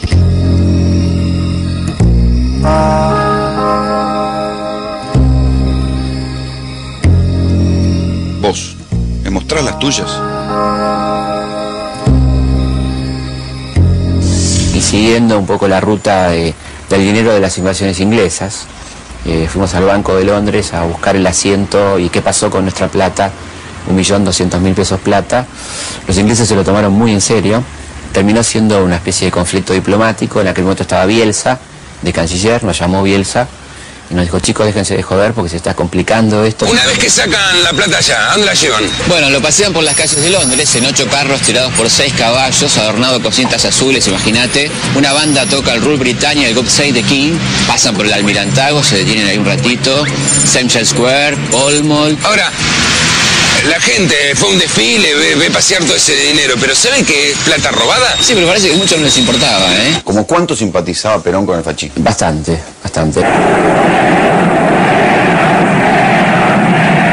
¿Queda algo por decir del peronismo todavía? Sí, queda, siempre queda.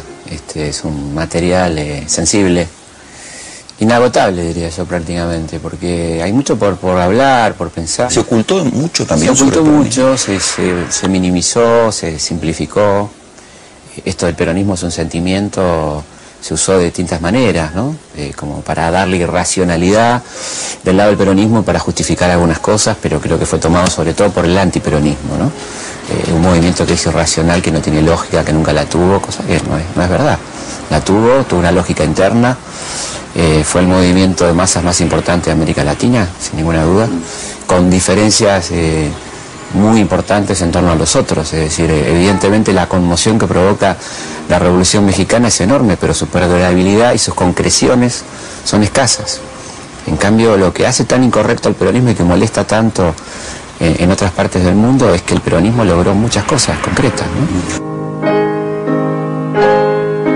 Tu libro es el de la serie de los mitos. Sí, supongo que el primer mito que uno tiene que abordar a la hora de hablar del peronismo es como cuán nazi era el peronismo, como cuán fascista como era el cuán peronismo. fascista, la formación del general, el coronel, cuánto hay de esto que es muy difícil y uno se encuentra con esta dificultad de explicar que una persona que simpatizara con el fascismo, evidentemente, dicho por él, no era fascista en sus prácticas políticas y no terminó siendo fascista. No sé si tanto por su voluntad, sino por la imposibilidad de las condiciones de la Argentina. Verá, ¿como cuánto simpatizaba Perón con el fascismo? Bastante, bastante. Básicamente a él le fascinaba el orden como buen militar. Fue educado en el orden que ve en Italia y la movilización de masas, cosa que cuando él vuelve da una cantidad de conferencias y le provocan primer dolor de cabeza porque los servicios de inteligencia que van a ver sus conferencias entienden que está poniendo demasiado énfasis en la movilización popular y que eso es claramente parte del típico lenguaje comunista, ¿no? Fíjate vos, elogiando el fascismo. Y esto le provoca el traslado al regimiento de montaña de Mendoza, que le va a cambiar la vida porque ahí comienza a gestarse el GO. Pero él está hablando básicamente de cierta admiración. Está bien, pero él, entonces régimen. Cuando él viene ya lo veían como un líder carismático. Absolutamente, como un tipo peligroso. Curiosamente, en sus primeras cartas ha sido hablando de política que tienen que ver cuando él está reprimiendo a la manifestación y las movilizaciones de la Forestal en el norte de Santa Fe. Él tiene una visión completamente diferente a la de sus compañeros y a la que le han enseñado en el colegio militar, es decir, la historia clásica liberal. Él está diciendo, si yo estaría pasando la mitad de las cosas que le pasa a esta gente, incendio todo, asalto el almacén de la empresa, incendio todo, ¿no? Justificando lo que está pasando, ¿no? Es decir, y trata de tener una primera acción conciliatoria de Perón con los huelguistas, ¿no? Esto en términos de sistema político, digamos, de Perón y sus simpatías por el fascismo. Exacto. Como sistema político. Como sistema político y como fenómeno de masas. Es decir, hay que tener en cuenta las fuentes posibles para alguien como Perón.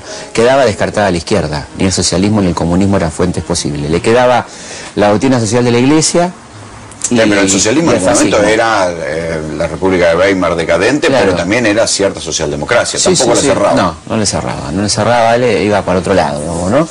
Y le pareció más atractivo esta cuestión que implicaba una renovación en las ideas de derecha en cuanto a la incorporación del pueblo, dice él, aparece el pueblo, cosa que en la derecha clásica no aparecía, sino como agente absolutamente subordinado, cosa que pero no solo el pueblo votando, sino el pueblo en las calles. El pueblo en las calles, esto era la novedad, ¿no? La potencia del fascismo con el pueblo en las calles. Bueno, por supuesto muy discutible, ¿no? No es que estemos avalando lo que él dice, sino estoy contando lo que él decía. Sí, lo que él pensaba. Claro. Entonces, bueno, eso le da una cuestión para pensar y ahí aparece lo que él cuenta en sus memorias de su eclecticismo. Va tomando de cada idea lo que le parece interesante y aplicable a la Argentina. A él le queda claro que el fascismo en Argentina es inaplicable por varios motivos. Primero y principal, porque la derecha argentina no lo admite porque no es católico, porque no es un movimiento católico. Y la derecha argentina es esencialmente católica. O sea, él fue un buen lector de la realidad argentina, del mismo modo que Sarmiento o que Mariátegui en Perú, digamos, fue un buen lector de la realidad argentina. Y un gran adaptador de lo que podía hacer acá, un tipo absolutamente pragmático, ¿no? O sea, esto es posible, esto no es posible, esto se puede aplicar acá, esto no se puede aplicar acá. Pero, y con diagnóstico certero en general.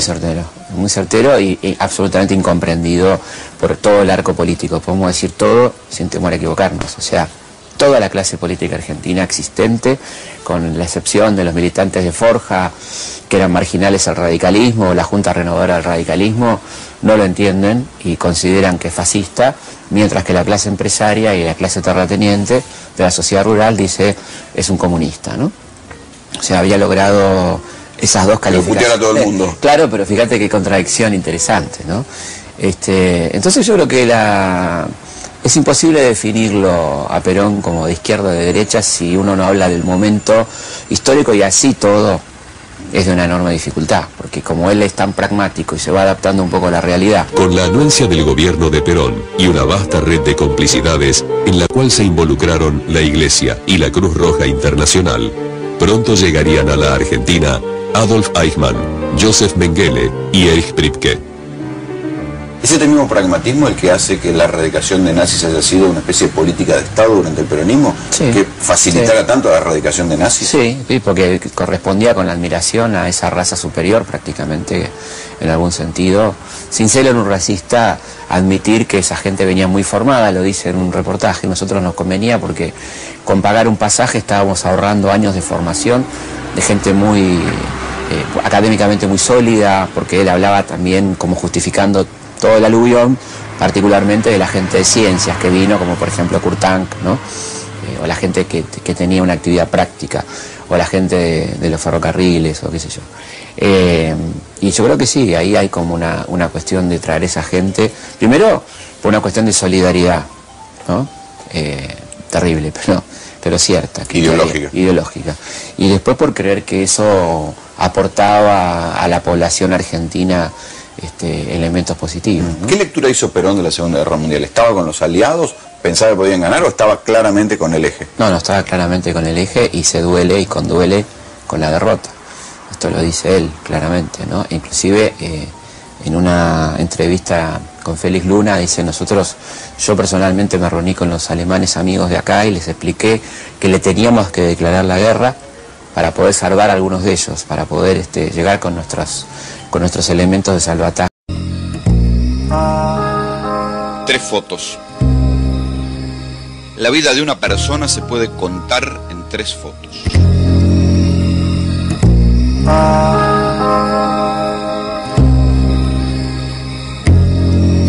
Vos, ¿me mostrás las tuyas?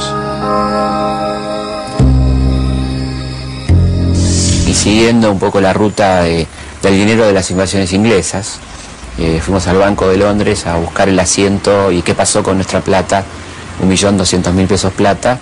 Los ingleses se lo tomaron muy en serio, terminó siendo una especie de conflicto diplomático. En aquel momento estaba Bielsa, de canciller, nos llamó Bielsa y nos dijo: chicos, déjense de joder porque se está complicando esto. Una vez que sacan la plata allá, ¿a dónde la llevan? Bueno, lo pasean por las calles de Londres en 8 carros tirados por 6 caballos, adornados con cintas azules, imagínate. Una banda toca el Rule Britannia, el God Save the King, pasan por el Almirantago, se detienen ahí un ratito, St. Square, Pall Mall. Ahora, la gente fue a un desfile, ve pasear todo ese dinero, pero ¿saben que es plata robada? Sí, pero parece que mucho no les importaba, ¿eh? ¿Cómo cuánto simpatizaba Perón con el fascismo? Bastante.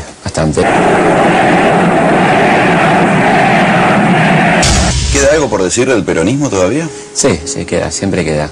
Es un material sensible, inagotable, diría yo, prácticamente, porque hay mucho por hablar, por pensar. Se ocultó mucho también. Se ocultó mucho, se minimizó, se simplificó.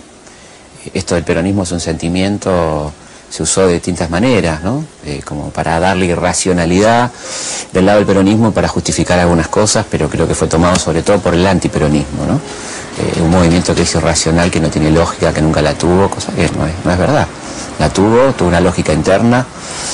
Fue el movimiento de masas más importante de América Latina, sin ninguna duda, con diferencias muy importantes en torno a los otros. Es decir, evidentemente la conmoción que provoca la Revolución Mexicana es enorme, pero su perdurabilidad y sus concreciones son escasas.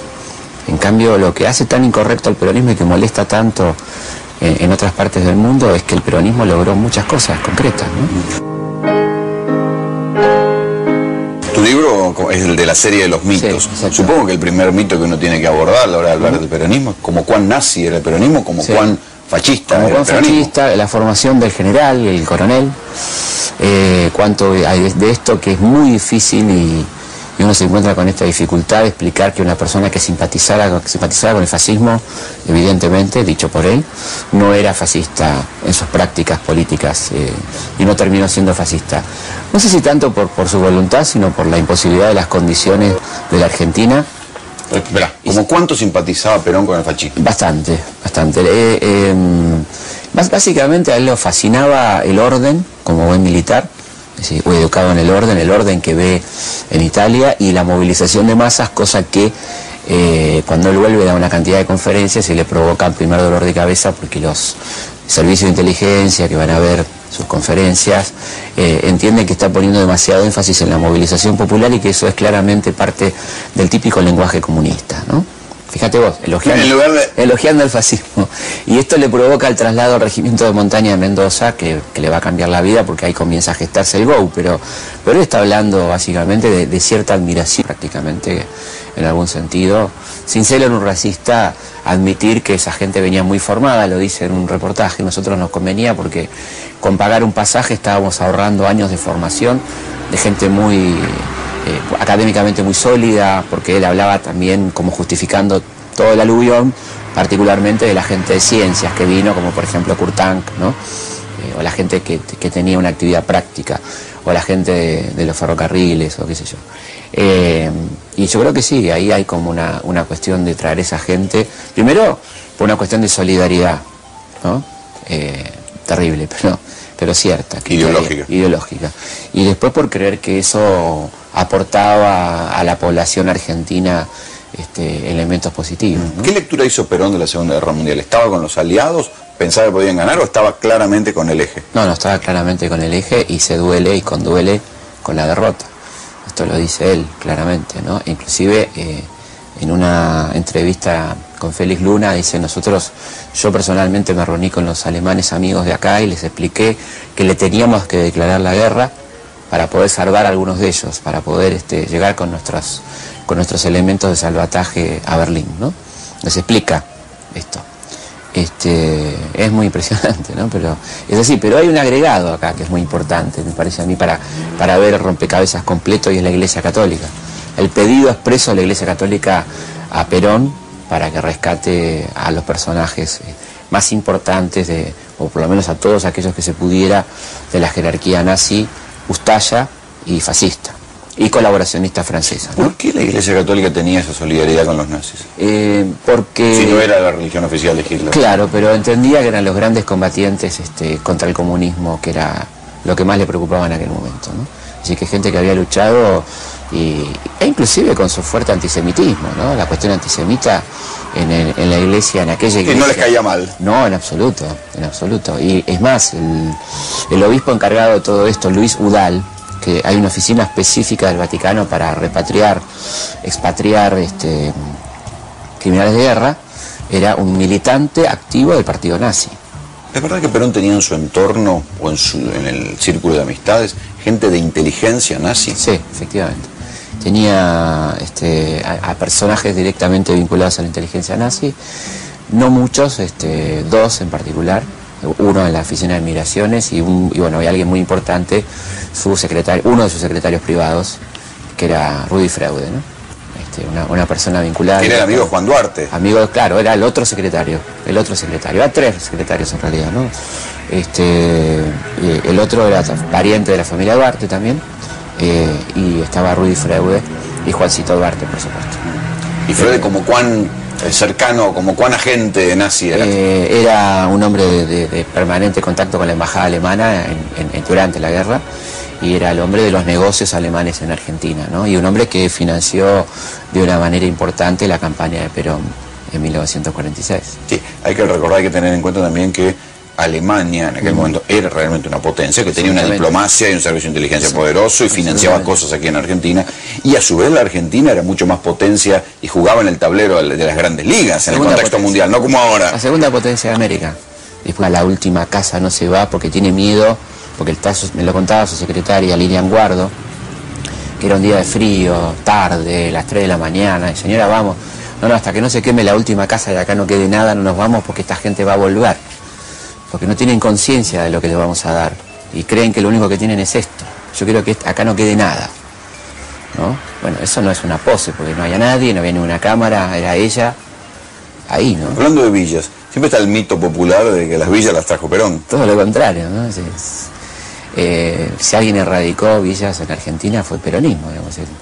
La cantidad de unidades de vivienda, más de 500.000 unidades de vivienda, y la villa, evidentemente creció el fenómeno de la erradicación de gente, porque era un fenómeno que se venía dando de los 30, pero la villa la inventan los conservadores, o sea, la política conservadora de los años 30, cuando la gente se tiene que mudar a la ciudad en busca de trabajo porque el campo está quebrado por la crisis mundial, donde bajan los productos, los chacareros pasan de propietarios a proletarios, el tipo que tenía 5 hectáreas se queda literalmente en Pampa y la Vía, y tiene que venir a la ciudad donde están apareciendo las industrias, porque ya no se puede importar, hay que fabricar acá. Es un proceso parecido al de la revolución industrial. Es la sustitución de importaciones, ¿no? Que se da acá en nuestra revolución industrial, efectivamente.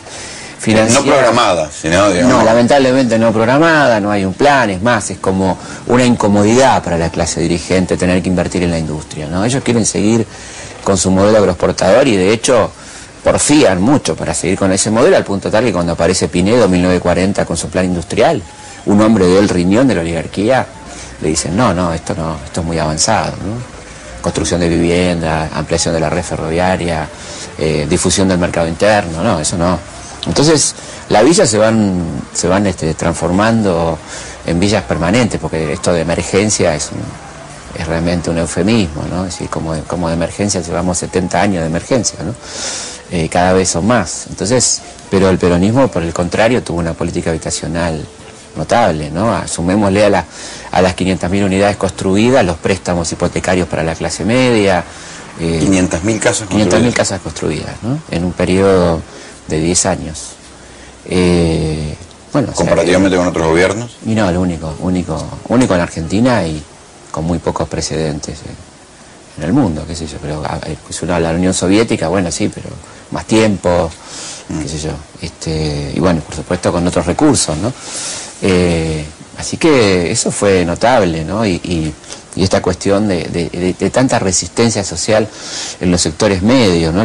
¿Por qué? La mitología del parqué, ¿no? Eso, el mito de que levantaban las casas para hacer el asado con el parqué. Exacto, que está bueno el restaurante El General, que tiene en el menú, dice asado al parqué, ¿no? Porque yo creo que estaba esa mentalidad que no ha desaparecido de los sectores medios, que son perjudicados por el sistema, si te pones a pensar tanto como los sectores populares, porque se han pauperizado y se pauperizaban también, de que no valía la pena invertir en esa gente, ¿no? Que era inculta y que si le dabas una casa le iba a destrozar porque iba a levantar el parqué, porque iba a vender los inodoros, y no pasó mucho, habrá pasado muy marginalmente. Hay estudios al respecto de urbanismo donde esto es pura mitología, ¿no? Es decir, por supuesto que la gente no tenía idea de cómo funcionaba, estaba palmo a palmo con Estados Unidos, su lugar hegemónico, y en América Latina era hegemónica, por supuesto que el poder económico lo tenía los Estados Unidos ya, o lo empezaba a tener, al irse un poco a Inglaterra desgastada, el imperio decadente, digamos, pero la influencia cultural argentina en América Latina era impresionante, desde el cine a la cultura, a todo lo que tenía que ver con un predominio ideológico, cultural muy importante, y eso Estados Unidos lo tenía muy claro, y por eso ese permanente bombardeo a la Argentina.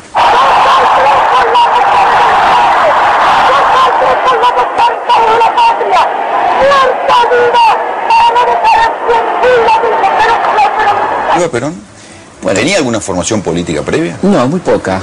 Era la formación que podía tener una persona en un ambiente teatral, que era un ambiente siempre politizado, ¿no? Entonces ella contaba que se discutía mucho, a ella le tocó la época de la Guerra Civil Española, la política local, qué sé yo, el escándalo de las carnes y todo eso que pasaba en la década infame, que ella escuchaba. No tenía una opinión formada todavía, y que eso va a empezar Era muy chica, además. Era muy chica, venía de una ciudad del interior, muy despolitizada, y quizá su ingreso a mirar un poco la política tenía que ver con sus roles en los radioteatros, particularmente una serie que se llamó Grandes Mujeres de la Historia, donde ella hace de George Sand, de Madame Lynch, de Isabel I de Inglaterra, y ahí se va dando cuenta que hubo muchas mujeres importantes en la historia, y sin duda que eso tuvo... ¿Vos pensás que de ahí empieza a incorporar el físico y el rol? Por lo menos que se puede, ¿no? Que se puede pensar en ser más que una actriz, evidentemente, cosa que por supuesto en esos momentos estaba en un potencial absoluto, porque ni siquiera era una actriz conocida, ¿no? Empezaba a ser conocida, y bueno, evidentemente esto no tiene nada que ver con la lectura Hollywood de que porque fue actriz actuó durante su breve periodo político, ¿no? Yo creo que él fue muy sincera en lo que hizo, ¿no? Evidentemente quizá le daba su carácter de actriz una posibilidad de tener un contacto con la gente sin los temores que podría tener cualquiera de nosotros, enfrentar a una multitud y hablar con soltura, pero lo que ella hizo fue absolutamente sincero, ¿no? A mí no me cabe ninguna duda, ¿no? Bien o mal, cada uno lo verá, pero creo que lo que hizo lo hizo con absoluta sinceridad y con una entrega, la verdad que nunca vista, ¿no? No hay parangones, digamos, en la historia argentina y mundial muy poca, ¿no? Una mujer con ese nivel de entrega que quema su vida, ¿no? En 6 años terribles, impresionantes, intensos y una actividad, bueno, y que todavía tengamos cosas hechas por ella, ¿no? Muchos hospitales. ¿Cómo cuán importante fue realmente ella durante los gobiernos peronistas? Y fue central, yo creo que fue como el contacto de Perón con la gente, ¿no? El nexo de Perón con el pueblo, porque Perón era respetado, admirado, pero no tan amado. Perón era como el padre, ¿no? Y Evita era algo mucho más cercano a la gente, era la encarnadura del peronismo, ¿no? La tipa que iba a todos lados, que hablaba con la gente, que se embarraba, que atendía a la gente las horas que sean necesarias, donde no puede haber una pose, porque eso te puede durar 2 meses, pero esto duró años y todos los días, y bueno, las anécdotas que te cuentan de su compromiso, de por ejemplo, la erradicación de una villa y ella... hasta que no se quemó. Está bien, pero él, entonces cuando él viene ya lo veían como un líder carismático. Absolutamente, como un tipo peligroso. Curiosamente, en sus primeras cartas, así hablando de política, que tienen que ver cuando él está reprimiendo a la manifestación y las movilizaciones de la Forestal, en el norte de Santa Fe, él tiene una visión completamente diferente a la de sus compañeros y a la que le han enseñado en el colegio militar, es decir, la historia clásica liberal. Él está diciendo, si yo estaría pasando la mitad de las cosas que le pasa a esta gente, incendio todo, asalto el almacén de la empresa, incendio todo, ¿no? Justificando lo que está pasando, ¿no? Es decir, y trata de tener hay una primera acción conciliatoria de Perón con los huelguistas, ¿no? Esto en términos de sistema político, digamos, de Perón y sus simpatías por el fascismo como sistema político. Como sistema político y como fenómeno de masas. Es decir, hay que tener en cuenta las fuentes posibles para alguien como Perón. Quedaba descartada la izquierda, ni el socialismo ni el comunismo eran fuentes posibles. Le quedaba la doctrina social de la Iglesia. Pero el socialismo en ese momento era la República de Weimar decadente, claro, pero también era cierta socialdemocracia, tampoco le cerraba. No le cerraba, él iba para otro lado, ¿no? Y le pareció más atractivo esta cuestión que implicaba una renovación en las ideas de derecha en cuanto a la incorporación del pueblo, dice él, aparece el pueblo, cosa que en la derecha clásica no aparecía, sino como agente absolutamente subordinado, cosa que pero no solo el pueblo votando, sino el pueblo en las calles. El pueblo en las calles, esto era la novedad, ¿no? La potencia del fascismo con el pueblo en las calles. Bueno, por supuesto muy discutible, ¿no? No es que estemos avalando lo que él dice, sino estoy contando lo que él decía. Sí, lo que él pensaba. Claro. Entonces, bueno, eso le da una cuestión para pensar y ahí aparece lo que él cuenta en sus memorias de su eclecticismo. Va tomando de cada idea lo que le parece interesante y aplicable a la Argentina. A él le queda claro que el fascismo en Argentina es inaplicable por varios motivos. Primero y principal, porque la derecha argentina no lo admite porque no es católico, porque no es un movimiento católico. Y la derecha argentina es esencialmente católica.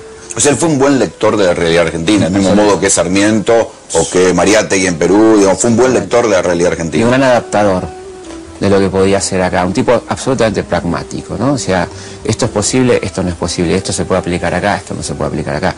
Pero con diagnóstico certero en general.